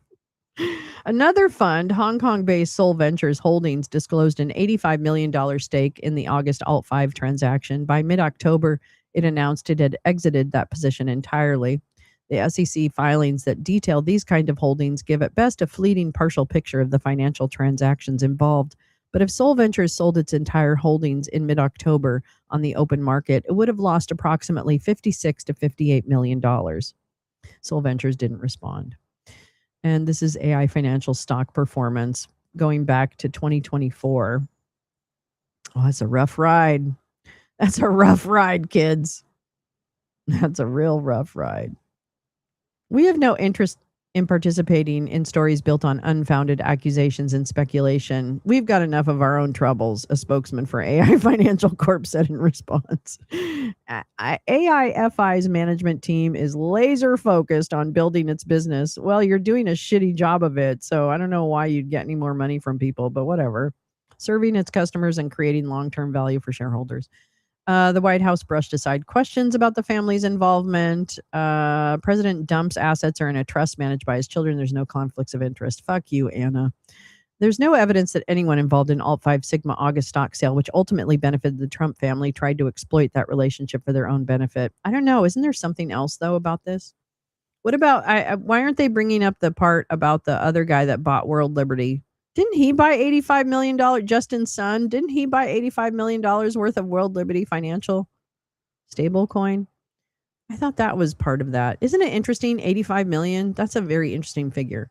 Alt 5 Sigma followed a winding path through U.S. markets before it made contact with the Dump family. Originally a recycling company, it went through a phase as a biotech before settling in 2024 as a crypto exchange and payments business, according to securities filings. Yeah, this whole article is evidence. Yeah. That decision became the basis for a supersized bet on crypto tokens issued by World Liberty Financial. World Liberty was founded in 2024 as a private company by Eric, Don Jr., and Barron, sons of the president, Zach and Alex Witkoff, sons of Steve Witkoff, and business partners Zach Folkman and Chase Hero, according to a company document. Disclosures on World Liberty's website in early June show that approximately 38% of the equity interests in World Liberty's parent company are owned by an entity affiliated with Dump and certain of his family members. World Liberty would go on to issue crypto assets in different assortments, a so-called governance token called WLFI, which would enable its owners to participate in some decision-making about the crypto network while the token rose and fell in value, and a stable coin called USD1, an asset pegged to the US dollar and backed by safe assets such as treasuries. Well, that's misspelled, but okay. Hi, we're really stupid. Hi. World Liberty in August embarked on a deal with Alt 5 that mirrored other deals in the crypto space. Alt 5 stock became kind of a financial wrapper for a cryptocurrency. These types of companies, called digital asset treasuries, typically buy and hold certain crypto assets. The best known is Michael Saylor's company, Strategy Inc., which holds Bitcoin. The idea is to broaden the base of potential investors in the underlying crypto holding. Investors who may find it difficult or inconvenient to directly hold crypto assets, or who simply prefer stocks, can buy the listed company's stock easily through a platform such as Robinhood, rather than dealing with the complexities of directly owning crypto. So it's like mutual funds. Or no, you can just buy the company that holds crypto. I don't even understand that. How would your investment go up or down? I don't really get this. This seems like a boondoggle. In Alt 5's case, the company became a wrapper for World Liberty's WLFI tokens. In other words, investors could use Alt 5 stock to bet on a cryptocurrency issued by a privately held company co-founded by members of the Dump family. Alt 5 announced World Liberty deal on August 11th that had two parts. Alt 5 traded shares and stock warrants in itself to World Liberty in exchange for $750 million worth of WLFI tokens, and Alt 5 sold $750 million in stock to investors at $7.50 a share. The $750 million in proceeds, minus some fees, was given to World Liberty in exchange for the WLFI tokens. All told, Alt 5 received nearly 7.3 billion WLFI tokens, which it initially valued at about $1.5 billion. Sorry. Zach Witkoff, World Liberty's CEO, became chair of Alt 5's board. And here it goes. The WLFI token debuted at 31 cents on September 1st, 2025. We're pulling the rug out from under the investment. Everybody who was involved sold their shit, took the money, and then there we go. And goodbye. And now it's worth 6 cents. The Dump family is entitled to 75% of the proceeds from World Liberty's crypto token sales, according to disclosures made in a document World Liberty published in 2024 describing its token offering and repeated in fine print at the bottom of its website. That would put the Dump family's direct gains from the August Alt 5 transaction at roughly $500 million after fees and other expenses. The Dump family's minority stake in World Liberty also gives it an indirect stake in the ongoing value of Alt 5. World Liberty received 1 million shares in Alt 5, as well as 99 million pre-funded warrants and 20 million warrants in multiple tranches that could be exercised at prices ranging from $7.50 to $9.75 a share, according to SEC filings. So are those, I think warrants, I don't know what warrants are per se, but they sound like an option, like a stock option to buy at a certain price. I have to look at that. There's Zach. Hi, I'm Zach Witkoff, and my daddy's making a lot of money for everybody. Yeah, me too. Before renaming itself AI Financial in April, Alt5 told investors filings about several potential problems. That must have been awkward. Alt5 Sigma has all the indicators that normally raise significant concerns among regulators, which would typically result in inquiries from enforcement agencies, said former New Jersey Attorney General Matthew Platkin. He is now in private legal practice and reviewed the Alt5 episode as part of a collaboration with Cantor's organization. There are serious red flags with this company that warrant investigation. Alt5 said in a filing after the August deal with World Liberty that in May 2025, a Rwandan court had found an employee of the company's Canadian subsidiary guilty of offenses including money laundering, which it said was under appeal. In October, Alt5 said it had suspended its CEO. His acting successor was removed the next month and replaced by a third CEO who remains in charge. Alt5 disclosed the leadership changes in SEC filings without providing further explanation. We went over that too. In November, Alt5 told investors it had been warned of a potential delisting by NASDAQ because it hadn't filed quarterly report on time. It also said that month its outside auditor had resigned. It replaced that auditor, but in December said it had to move to a third auditor after discovering the second auditor's license had expired. That's interesting. Alt5 eventually filed its report. Are they auditor shopping? I don't know. Alt5 eventually filed its report and said it had resolved that delisting warning. Yeah, never mind. Some of these issues, they've been paid off. Some of these issues, such as the court filing and auditor issue, I don't know that, but I could imagine, should have been revealed to investors more swiftly, Cantor said. I started my ethics career at the SEC, and I think they would have started investigating this for just one or two of these failures to disclose, Cantor said. Enforcement agencies don't typically discuss matters that may be subject to investigation. The SEC in 2024 agreed to settle an earlier fraud allegation against AI Financial when it was named Jan 1 in the company's biotech iteration. The company paid a $250,000 fine and did not admit guilt. One potential wrinkle in the investigative process, Cantor said, is the Trump family's recent anti-weaponization settlement with the Internal Revenue Service. The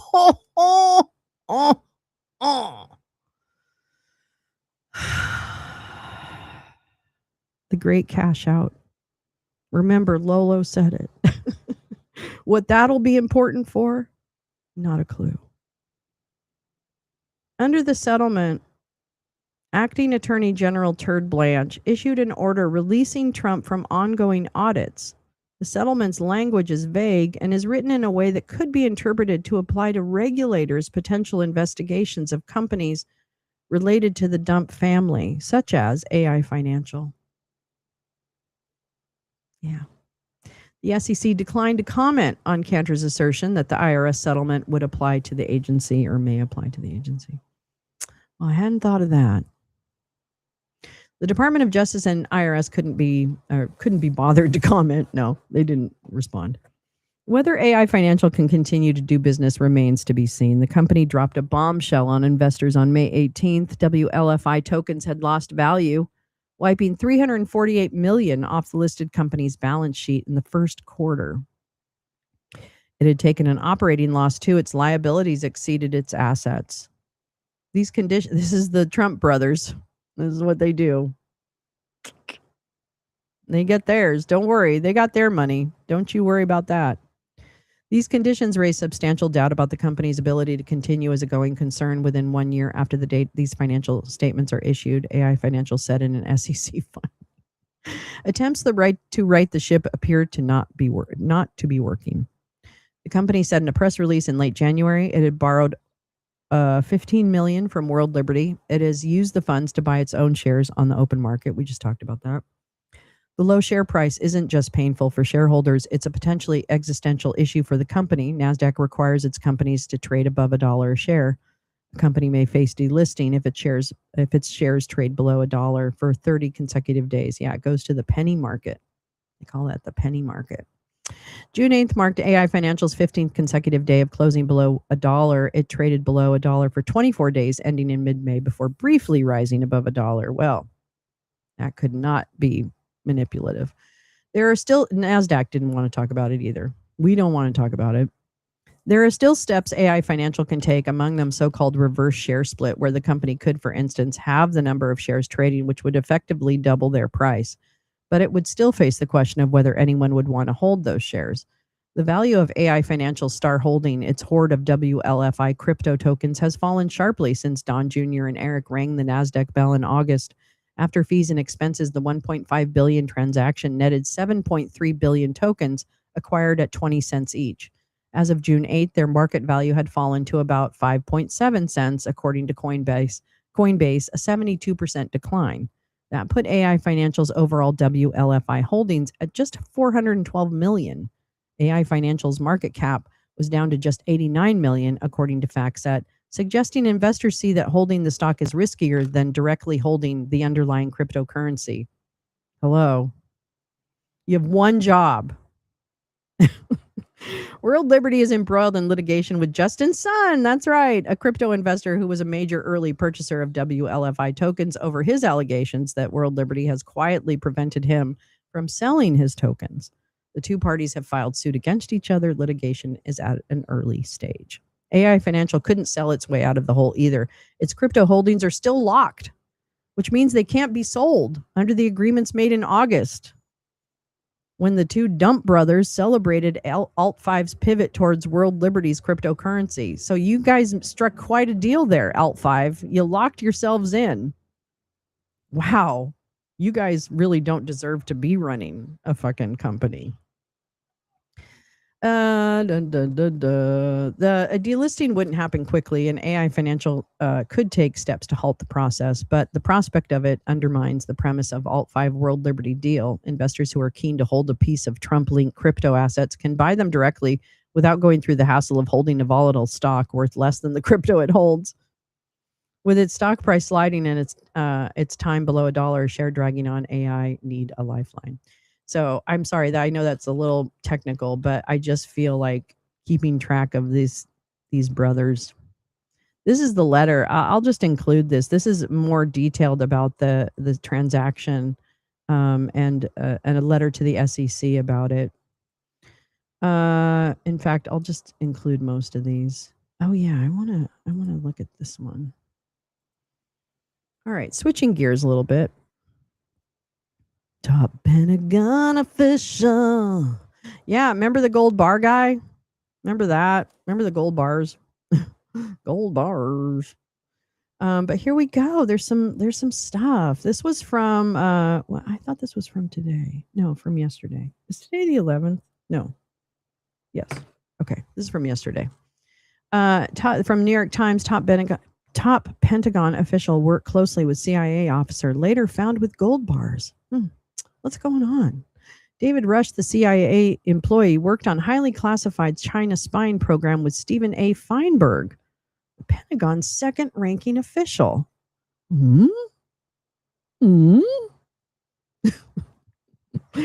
David J. Rush, the former CIA officer, found last month with $40 million in gold bars in his home, and now under FBI investigation, had powerful friends in government. It turns out that one of them, Stephen A. Feinberg, the Deputy Secretary of Defense, even contacted the CIA earlier this year asking to work more closely with him. What?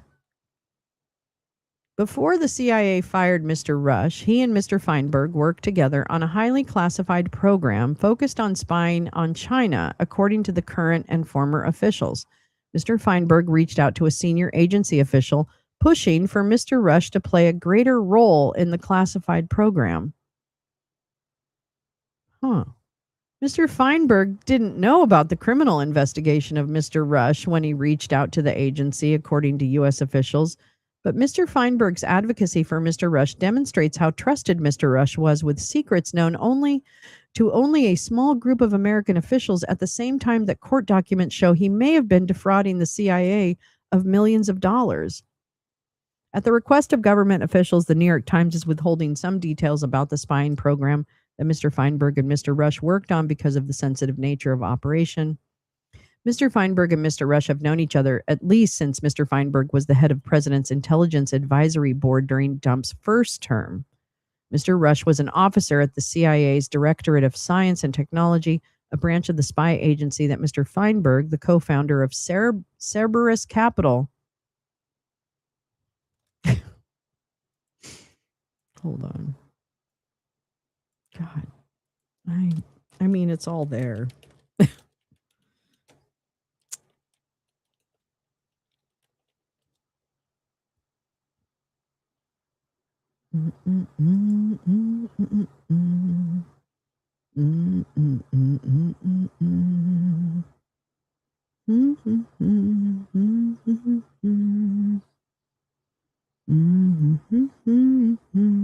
Sorry, I just am looking for one thing. Oh God, there's that too. I forgot. Feinberg also has connections to Epstein.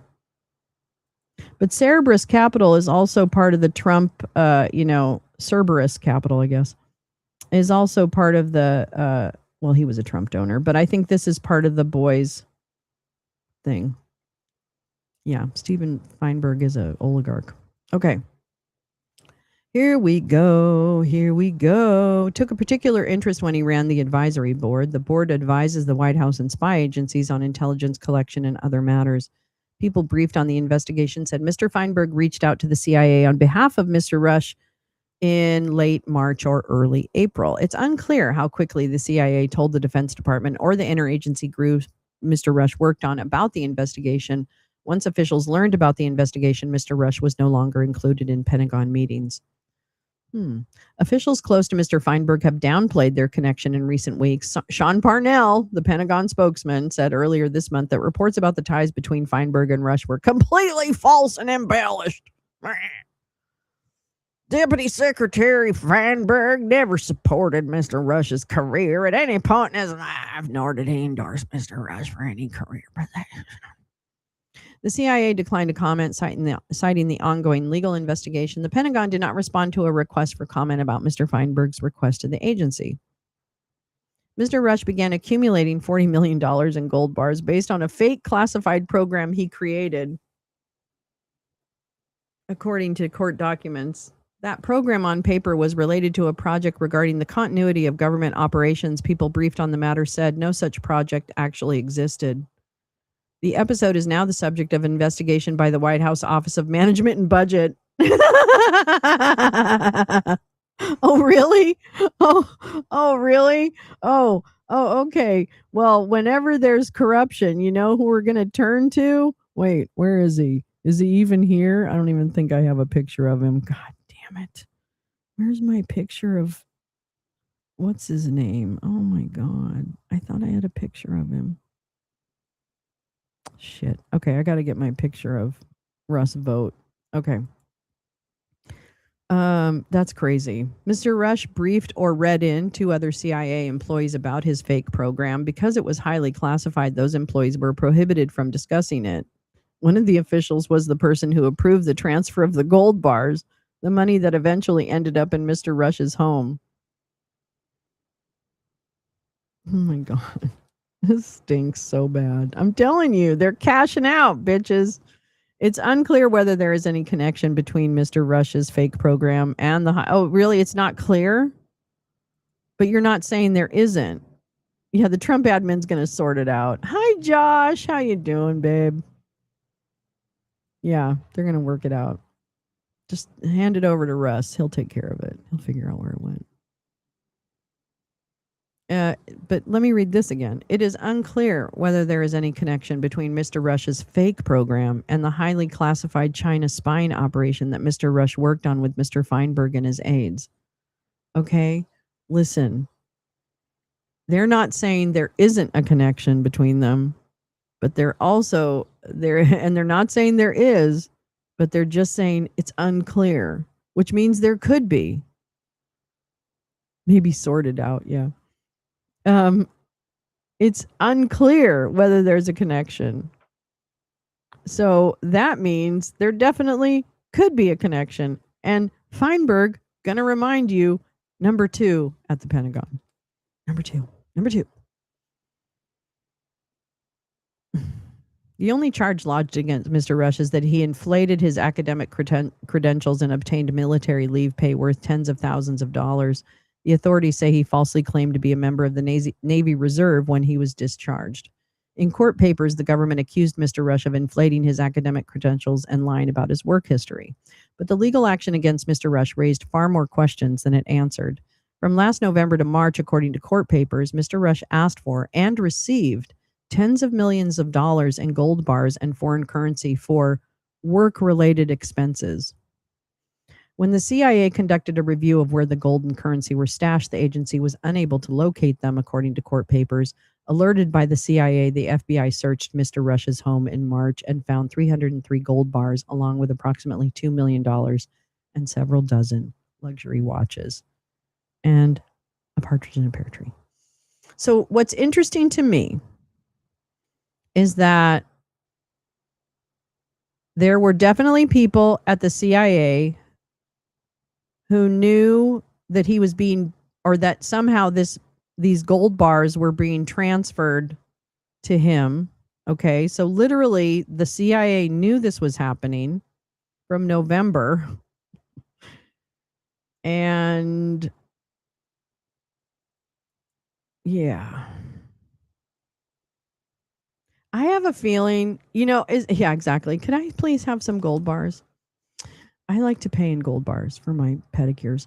And so my question too is, well, first of all, are there other charges coming? Which I imagine there would be, but I don't know. Now I'm wondering. And number two, I'm also wondering, how involved was Steven Feinberg in the gold bar situation? And just because they say there isn't any connection between those two fake programs, that maybe there is something there.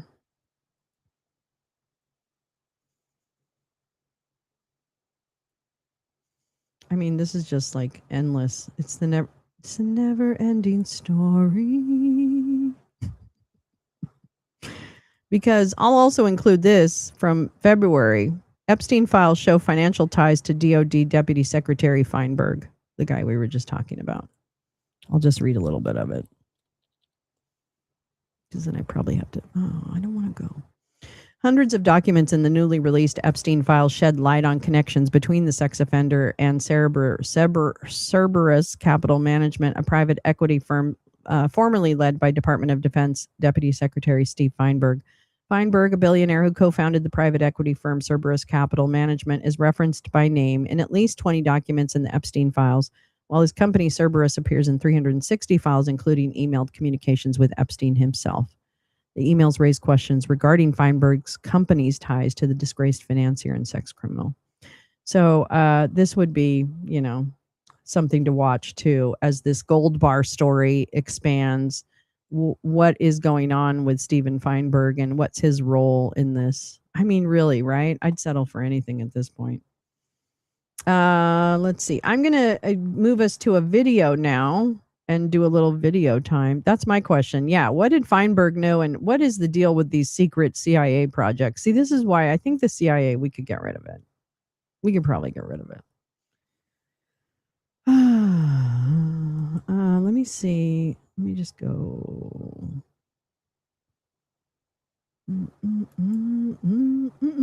Okay. I know we've had enough of Mark Wayne Mullen for one morning. Yeah, isn't Cerberus isn't it, Josh? Is that what it is? Or is it a bear? I don't know. Isn't it a three-headed dog? Isn't it like super mean? Okay. It's time to smoke a little weed, and it's time to listen to, unfortunately, Mark Wayne Mullen. The reason I picked this up, this is the National Sheriff's Association meeting that just happened. In fact, is still happening, it looks like. I mean, I guess human being, but what are they? Nobody's doing anything with the information they have. So I don't know. Put up or shut up, I guess, is what I'm saying at this point. Like, what the fuck? Like, what do we have to do? So I apologize in advance, but we are going to listen to what Mark Wayne Mullen says to the Sheriff's Association, which is problematic in and of itself. and can only imagine how problematic it gets from here. Now, will we stay with it? Probably not, because, we can't stand it. So anyway, audit the CIA. Really, man? Open the books. Mark Wayne. I'm Mullenhead. And went over and met with the secretary. I go, man, we're so pumped. We're so pumped that you're here. And then I go, talk about being pumped. And I think I said you're overcompensating for that pistol on your side. I had a guy in the elevator say something like that last night. But anyway, we visited a couple of months ago. Actually, I was in D.C. I gave you a call. You called me back and asked you to come. You didn't know if we was going to be able to make it. And things worked out for us. We're so blessed to have you here. I bet. Where are It they? is absolutely an honor to be sitting in front of you. Not to mention, it was the only place I knew that I could wear my hat and be safe.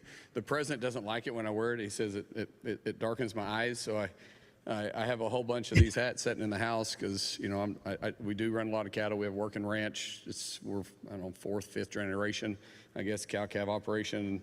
No, you're not. Cutting horses. No, you're not. And Mark Wayne de Mullen. when I got elected, the president made it very clear he didn't want me to wear my hat too often. And so when I was walking out the door this morning, I was like, I can wear my hat here. I knew you was going to wear it. 'Cause you have such beautiful. I know it is low, isn't it? Hold on. Oops, that's me. One, and so it was too easy. But no, seriously, guys, thank you. It is an honor, and I'm actually truly humbled to be so sit sorry. in front of you today. I'm looking at a bunch of true heroes in your communities, and I mean that sincerely. No one is more close to the community than the county commissioners and the sheriffs. That is Okay, it is you're a boring me personal already. touch. This is getting I'm gonna pretend bad. to be one of you. I'm just going to tell you I'm here to have your back, and this administration has your back. How's the transition going since you came in? I can't. Well, you guys have probably been hearing what's happened in Delaney Hall. Delaney Hall, I call balls and strikes very clear. It is not. I don't see gray. It's black and white to me. Oh, really? And I call these elected officials out the way that I see it. Oh, really? They're looking for clickbait. They're going Really? out there. They're using excuses. We know with Governor Sherrill, we know with the mayor there, She's on your side. and in the town where Delaney Hall is, he's got an interesting background. He doesn't hide from it. What? It's What is he their talking idea is about? trying to elevate this to Minnesota. We aren't doing that. We have a zero tolerance. If you touch one of our officers, if you verbally assault one of our officers, if you touch our Verbally? vehicles, we will arrest you. A lot of the vehicles you're seeing assaulted right now, though, I don't think there's an arrest for verbal assault.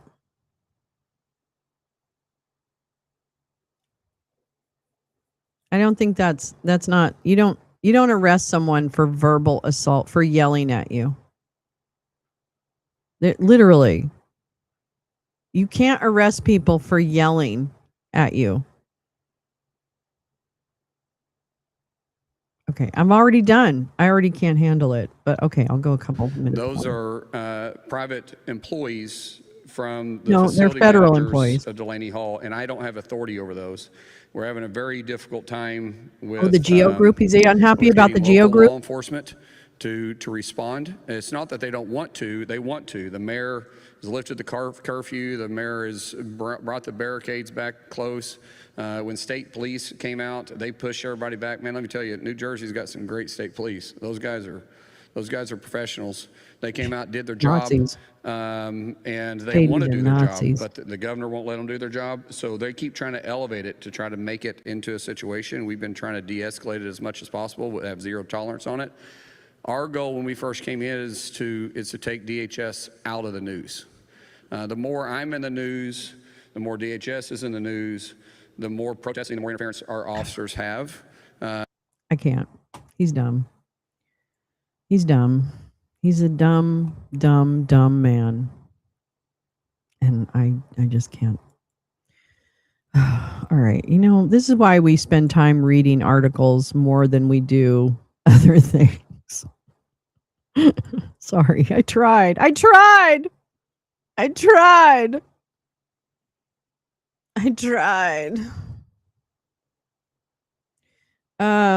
I still have a lot more, so please don't go anywhere. I know, it kind of sounds like the Wagner Group, doesn't it? Yeah. He is dangerous. You know, and the mayor. The old gray mare, she ain't what she used to be. All right. I know I'm a bit of a jumper, but we're going to go to the economy. We're going to go to the economy. It's economy day here at Lolo's Lounge. But look, there's breaking news, y'all. Dump decided not to bomb. Now, I don't know if I guess he was on the bomb thing, and now he was like not a bomb. Not bombing, but he was going to, but now he's not. I can't keep up. I don't know how the Iranians keep up with this because I have no idea. And aren't we bombing them anyway? I mean, are we bombing them anyway? Jesus Christ. The fuck? It's like stupid world. It's because not enough people watch my show. That's why. Carla brought her cooter into Wake and Bake today. Does my ass make these pants look big? Maybe. Yeah, bootylicious. All right. Consumer prices rose 4.2% annually in May, highest in 3 years, but he loves inflation. You heard him. He loves inflation. I don't know why. He never did finish that thought, but okay. Consumer price index rose at a seasonally adjusted 0.5% for the month, putting the annual inflation rate at 4.2%, both in line with expectations because we know how shitty this economy is. The core CPI accelerated 0.2% for the month and 2.9% from a year ago, while the annual rate was in line with the forecast. The monthly gain was below the estimate. The report indicated that much of the inflation surge came from a 3.9% jump in energy prices. Really, 3.9%? Because frankly, it feels more like 50% increase. Because my gas in February of this year was like $4 a gallon in LA. And now it's $6.50. So tell me again, I think that's like over a 50% increase in my gas price, not a 3.9%. So I'm not sure where the 3.9% jump comes in, but that's not what I experience. Putting the 12-month increase at 23.5%. Oh, no, I don't want you to. 500 screaming million. That's a great way to spend a morning. I love that. Putting the 12-month increase at 23.5%. Core commodity prices actually posted a 0.1% decline. I don't know what core commodities are. But anyway, inflation accelerated. Are you going to? I already did create one. Sorry, I have to sign in. Hold on. Damn it. Dang me. Dang me. I'm going to read this one next to you. So, next. Dang me. Dang me. Oh.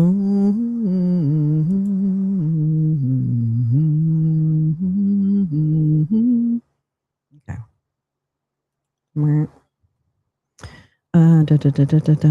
Inflation climbed above 4% for the first time in 3 years, though the increase met expectations amid concerns over how much the surge in energy prices would impact the economy.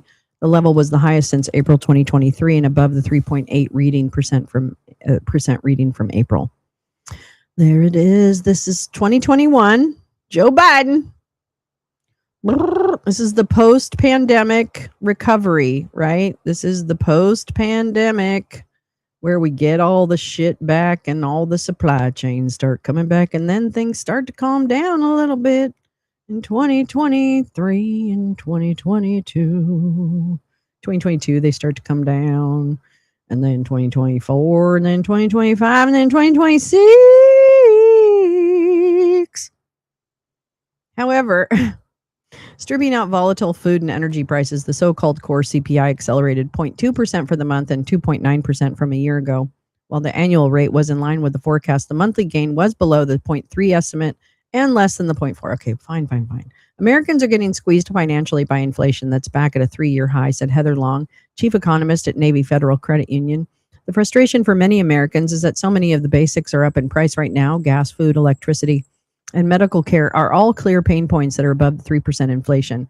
Ending the war in Iran will help moderate inflation, but the worst is likely still to come for rising food prices. The report arrives at a sensitive time. This is CNBC. These are the communists at CNBC. That's who's writing this. All the commies over there. Yeah. Bye, Carla. I love you.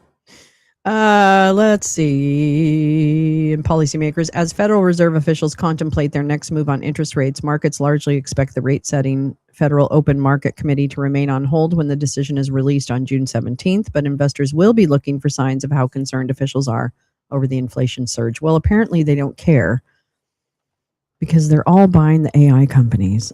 With the U.S. caught in ongoing hostilities with Iran, concerns are caught? No, we made this happen. No, this is a self-inflicted wound.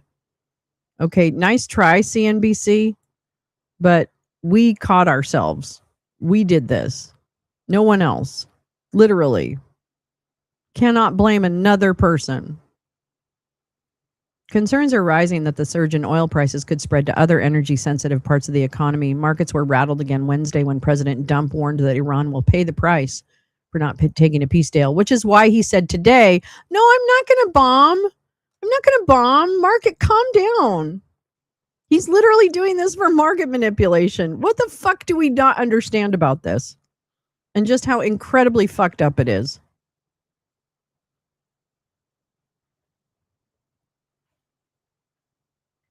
Anyway, stock market futures held in negative territory but were off their lows after the CPI release, while Treasury yields were flat. The report indicated that much of the inflation surge came from a 3.9% jump in energy prices, putting the 12-month increase at 23.5%. Core commodities prices actually posted a 0.1% decline on the month, indicating muted tariff pressures. Washington economic officials are going to redouble their efforts to tell Americans there isn't a cost of living crisis, said Chris Rupke, chief economist at Forward Bonds. The sky isn't falling after all, and the inflation risks for core consumer goods are in retreat for now. Food accelerated just 0.2%, and shelter costs, a key input for Fed policy, rose 0.3%, half the gain of April. Shelter, which makes up more than 1/3 of the CPI weighting, rose 3.4% annually.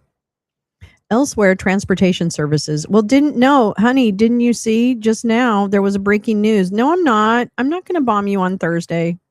I was kidding. I was just joshing.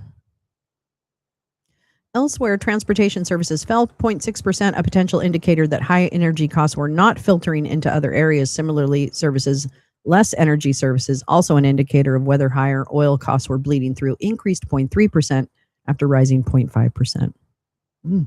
New vehicle costs declined 0.3%, and used cars and trucks nudged up 0.1%. However, airline fares rose 2.7%, a clear indication of the energy pass-through, while motor vehicle insurance declined 1.7%. Following the report, because they probably predict that people are going to drive less with higher gas prices.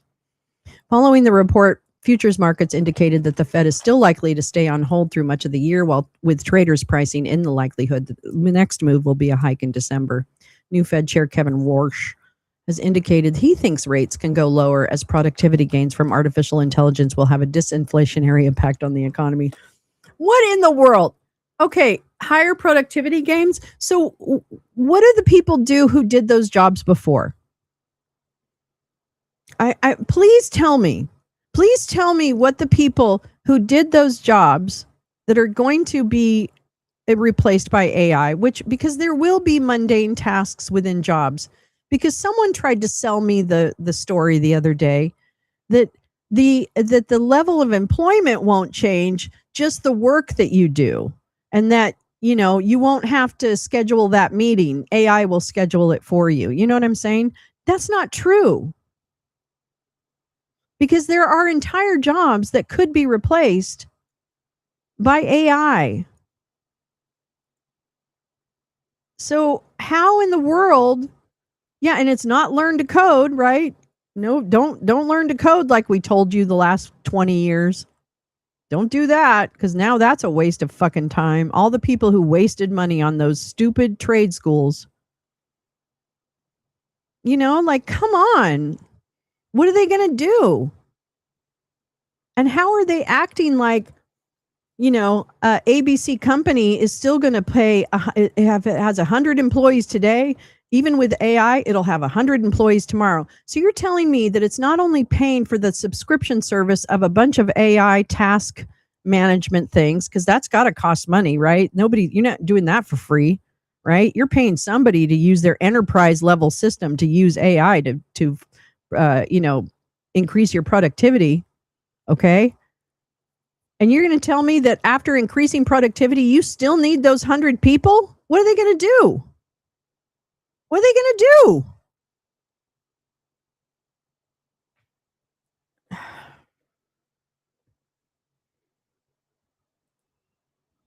God, stupid. Speaking of stupid. I'm actually going to, this is also from a couple days ago. This is Justin Wolfer's Substack. We love Justin Wolfer here at the lounge. Hi, Paul J. Yeah, baby. Oh, that must have been not fun.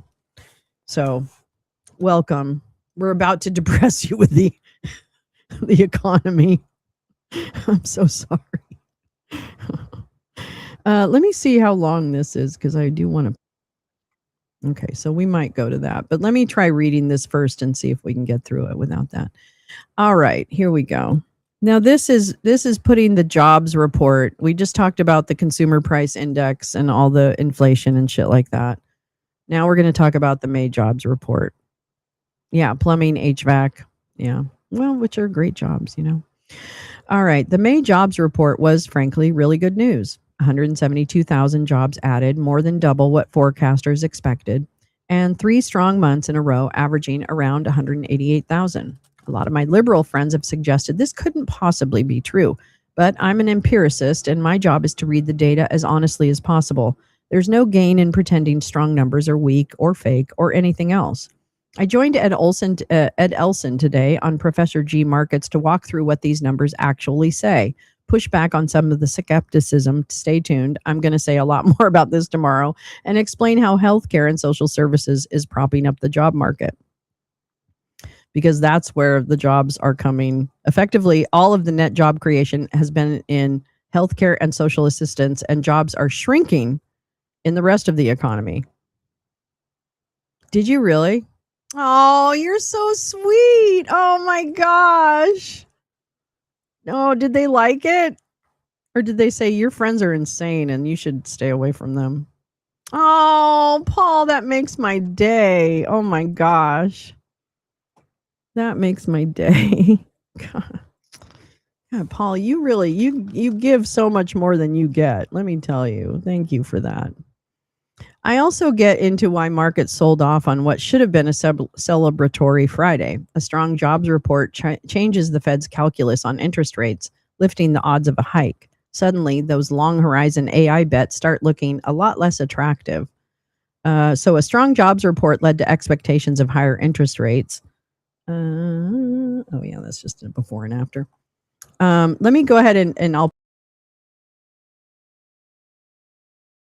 little bit of a long, but I think it's really important. Anyone who's got their profitability is all about the future, not the present, then higher interest rates.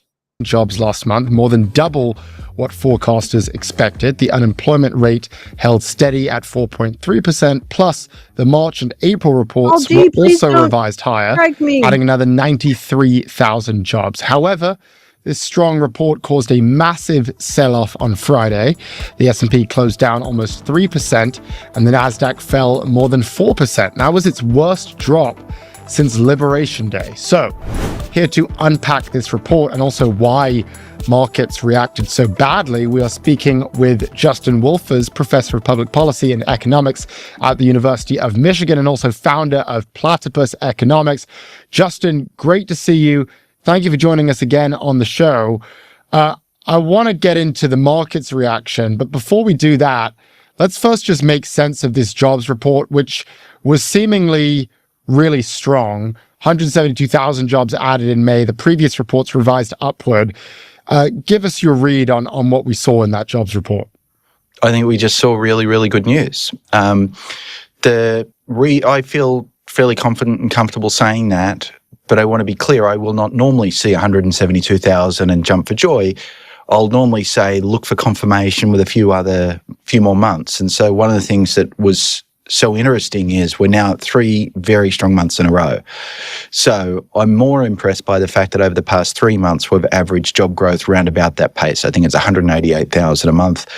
For folks who are keeping score at home, that's the sort of, my mum's a very, very hard taskmaster, but if I brought home jobs numbers like that, my mum would probably say, well done, Justin. Good job. I love that, Paul. And so I'd say that to the US economy.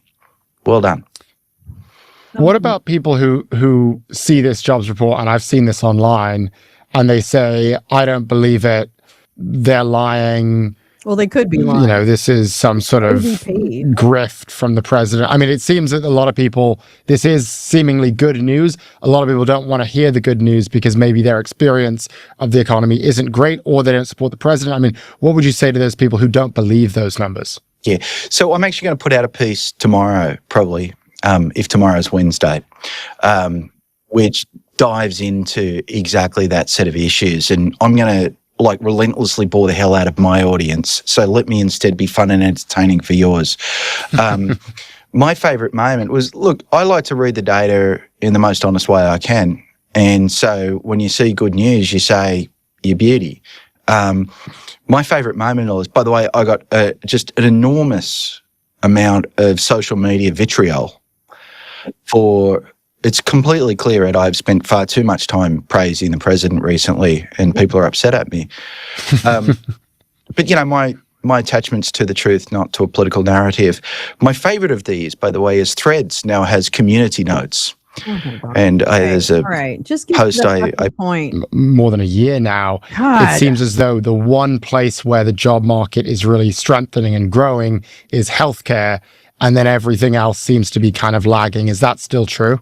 Yes, absolutely. So there's one sector called healthcare and social services, which has, since Trump became president, has created 901,000 jobs. Everything else, every other part of the economy, if you're not working in healthcare and social services, the rest of the economy actually has lost jobs. Education, not just social services. On its face, that's a very striking claim. And, you know, the last 3 months has been a little bit more mixed than that, but, you know, you never want to go off 1 month. So that's why I'm saying, you know, over the past year, it's all been healthcare and social services. Now, here's the thing. The rate at which we're creating jobs overall is fairly low. That's because population growth is low. So the number of jobs we need to create when there are fewer Americans is far lower. And so what that in turn means is there's always some industries doing better than others, but the closer you are to the whole not growing very much, the more likely it is you'll end up in a world in which one sector's doing all the positive and everything else is a negative. So the statistic, I think, is a very, very interesting talking point, but it may actually be somewhat less relevant than it sounds like, simply because in a low-growth economy, it's not unusual for a bunch of sectors to be declining. Yeah. Now just turning to the stock market, the low-growth economy fell pretty precipitously, and it's kind of interesting why that is happening. Could you just walk us through why are investors not excited about this report that seems to be showing that the economy is doing well? Yeah. So the first thing is, you know, very strong jobs numbers. So now what you want to do is go and play the game of Federal Reserve. And so the Fed was under some pressure to cut rates because it was worried about the labour market. We're not worried about it anymore. No pressure to cut rates. It was under pressure to raise rates because we're worried about inflation. So we went from a somewhat balanced argument to one of the arguments just going off the table altogether. So now the only question is, there's inflation out there, what do you want to do about it? And the argument would be between those who are like, well, it's a supply shock, let's just sit and wait for it to work its way through the system, and others who are like, I'm worried we're going to lose everything, let's hike rates, which is definitely the position a young Kevin Walsh would have taken. We'll see what a grown-up one does in just a few days' time. So step one, strong economy. Step two, higher interest rates for quite a fair way out now. And then step three is, as you said, markets overall shat the bed. There's sort of two US stock markets. So you were just reporting on the S&P 500 or on the NASDAQ. Goldman Sachs has recently put together a very nice index, which is the S&P 500, and we're going to take out of it everyone who's AI or AI adjacent. So it's the non-AI stock market. And it turns out the non-AI stock market rose by like a couple of hundredths of a percentage point, but it rose. So I want you to think of it as flat. So all the market reaction, none of it was in Main Street. It was all in Silicon Valley. And then the question would be, why would that be? And that's because the AI bet's a long run bet. That OpenAI, Anthropic, Google, and NVIDIA are going to be worth a lot in the future in our new AI-driven future. The higher our interest rates, the less investors value profits that are going to occur 10, 20, 30 years in the future.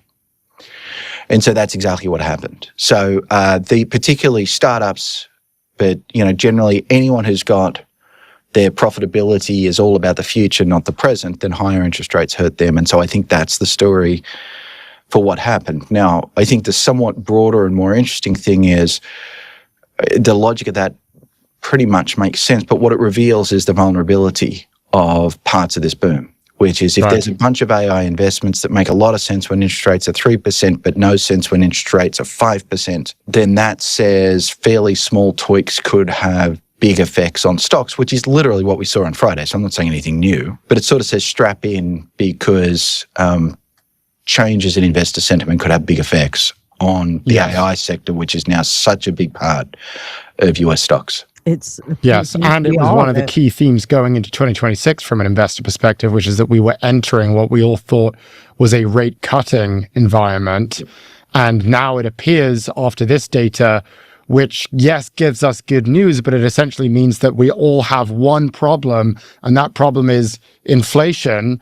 What do we want to do about it? The only real solution to that, if you're at the Federal Reserve, is you hike rates. And now we look at the odds on Kalshi of a rate hike before the end of the year in 2026, it's gone up to around 52%. So it seems very probable. I think we're all on the same page. If we enter a rate hiking environment, that's not a great thing for stocks, particularly these tech stocks that you mentioned. But then there's a question of how probable is it really? And that probably goes back to inflation. How bad is this inflation problem? Yes, it's nice that we have this employment problem out of the way, we think, based on the jobs report.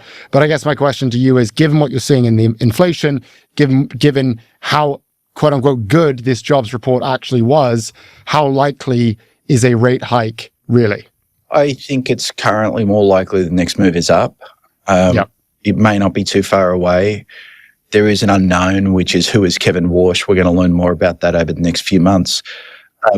This old game, it gets played out every couple of years, and then a bright young explainer, in this case it's your turn, Ed, has to explain good news is bad news.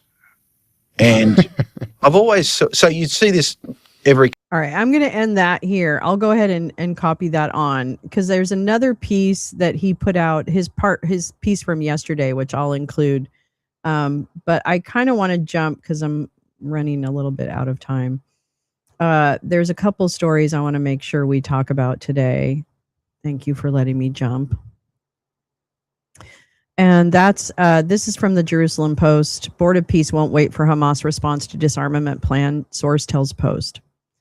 Because I was looking last night and thinking about, okay, what's the Board of Peace up to? We know that they've got this private bank account at Goldman Sachs or whatever it is. No, JP Morgan.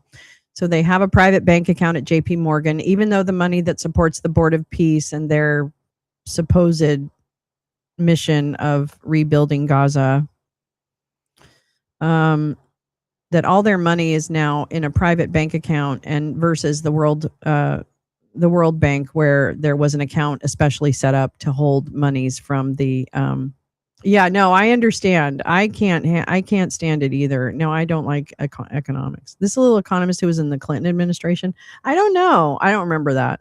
I don't remember that guy. But anyway, so the Board of Peace, if you recall, we were looking at their financial kind of mishmash in the last couple of weeks, and then this piece came up as I was looking for information on what the latest was, and I thought it might be interesting for us to catch up on. So this is again from today. Looks like. While talks are underway in Cairo between Hamas and mediating countries Qatar, Egypt, and Turkey regarding the disarmament of the terrorist organization, a source close to Gaza's Board of Peace told the Jerusalem Post that the council is not waiting for Hamas's response. This constitutes a serious breach of the agreement, the source told the Post. As long as this remains the situation, the Board of Peace is not able to invest in long-term infrastructure or housing projects in areas under Hamas. The source emphasized that, in the meantime, initiatives will be advanced in areas not controlled by Hamas. Among the projects currently being promoted by the Board of Peace in territories outside Hamas control are the construction of temporary alternative housing, efforts to address education and healthcare needs, and the deployment of an international stabilization force, the ISF. What could go wrong? All Gaza terror groups share comments. In recent days, discussions have been taking place between senior Hamas officials and representatives of the mediating countries. The talks are aimed at drafting a framework for Hamas's disarmament. A source familiar with the matter told the Post that all terrorist organizations operating in the Gaza Strip have coordinated a common position ahead of the negotiations taking place this week. Okay. Another source familiar with the discussions told the Post that, oh my God, stop. The talks are simple, partly because the talks are not simple, partly because of the current situation in Gaza. However, there is a desire to make progress. Wait, that's it? That's it? I thought there was more. Okay. Okay. All right, let me make sure. Actually, there's one more thing. Hold on, please. Hold on. Remember what we talked about the other day, the litigation tracker? Okay, so I've been doing some work on that. I'm not ready to report on it yet. And you know how my reporting is. You know, I do the best I can. But anyway, I'm not ready to share with you yet, but I am looking. There is actually not one place where you can get just a summary of all the cases that Trump has brought and the cases he's lost, et cetera, dismissed, et cetera. It's the summary of that information is not in one place as far as I can tell on the internet. I spent a lot of time yesterday trying to look for it. There's definitely litigation trackers. They just don't summarize kind of top level numbers. But just to give you an idea of what has been widely reported, including by ProPublica, in the first quarter of 2025, let's see, wait, where was it? Where's the 23,000 number? Shit. Damn. Oh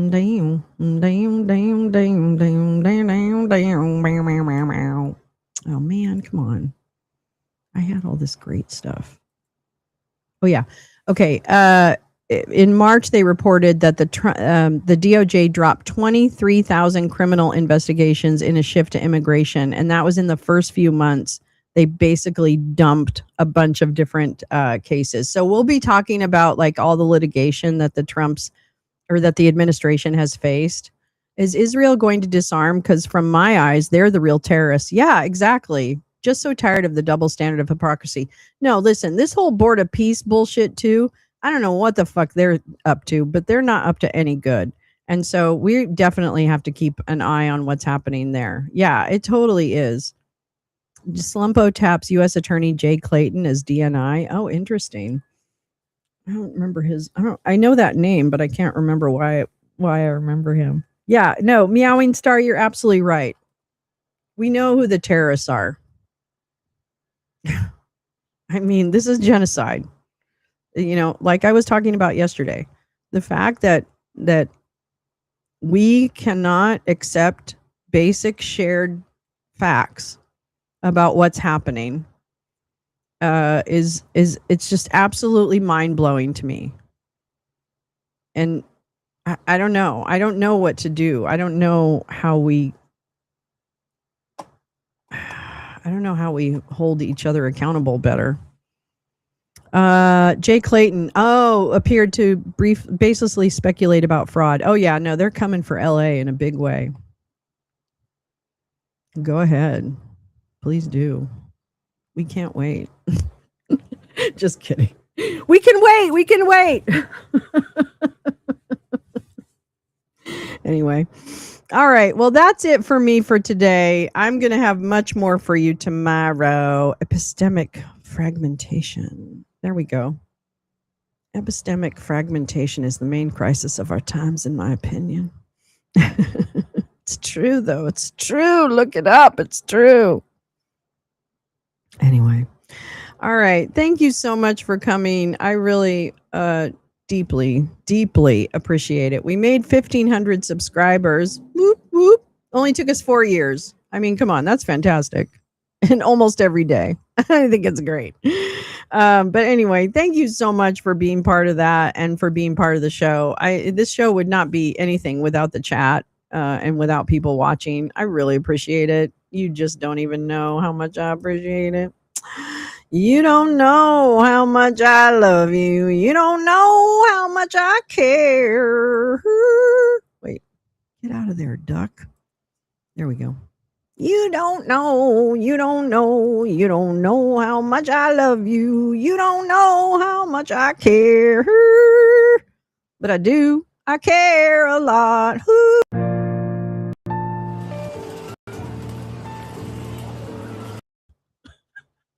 I hit the button too soon. What's this? Oh, this is a good one.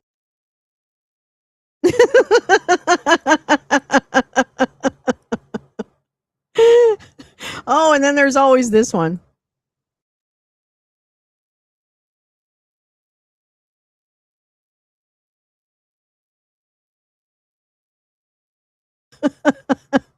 Faith over fear. Faith over fear, y'all. Come on. Wait, and here's one for turd. 2 questions. One, kind of housekeeping. Since you are announced as the acting attorney general today, when is Pam Bondi's last day on the job? And is this a position that you would like full-time? As to whether or not I want this job, I did not ask for this job. I love working for President Trump. It's the greatest honor of a lifetime. And if he chooses to nominate somebody else and asks me to go do something else, I will say, thank you very much. I love you, sir.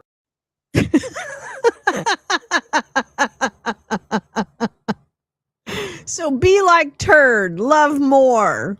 All right. I'll see you tomorrow morning. I love you guys. Bye.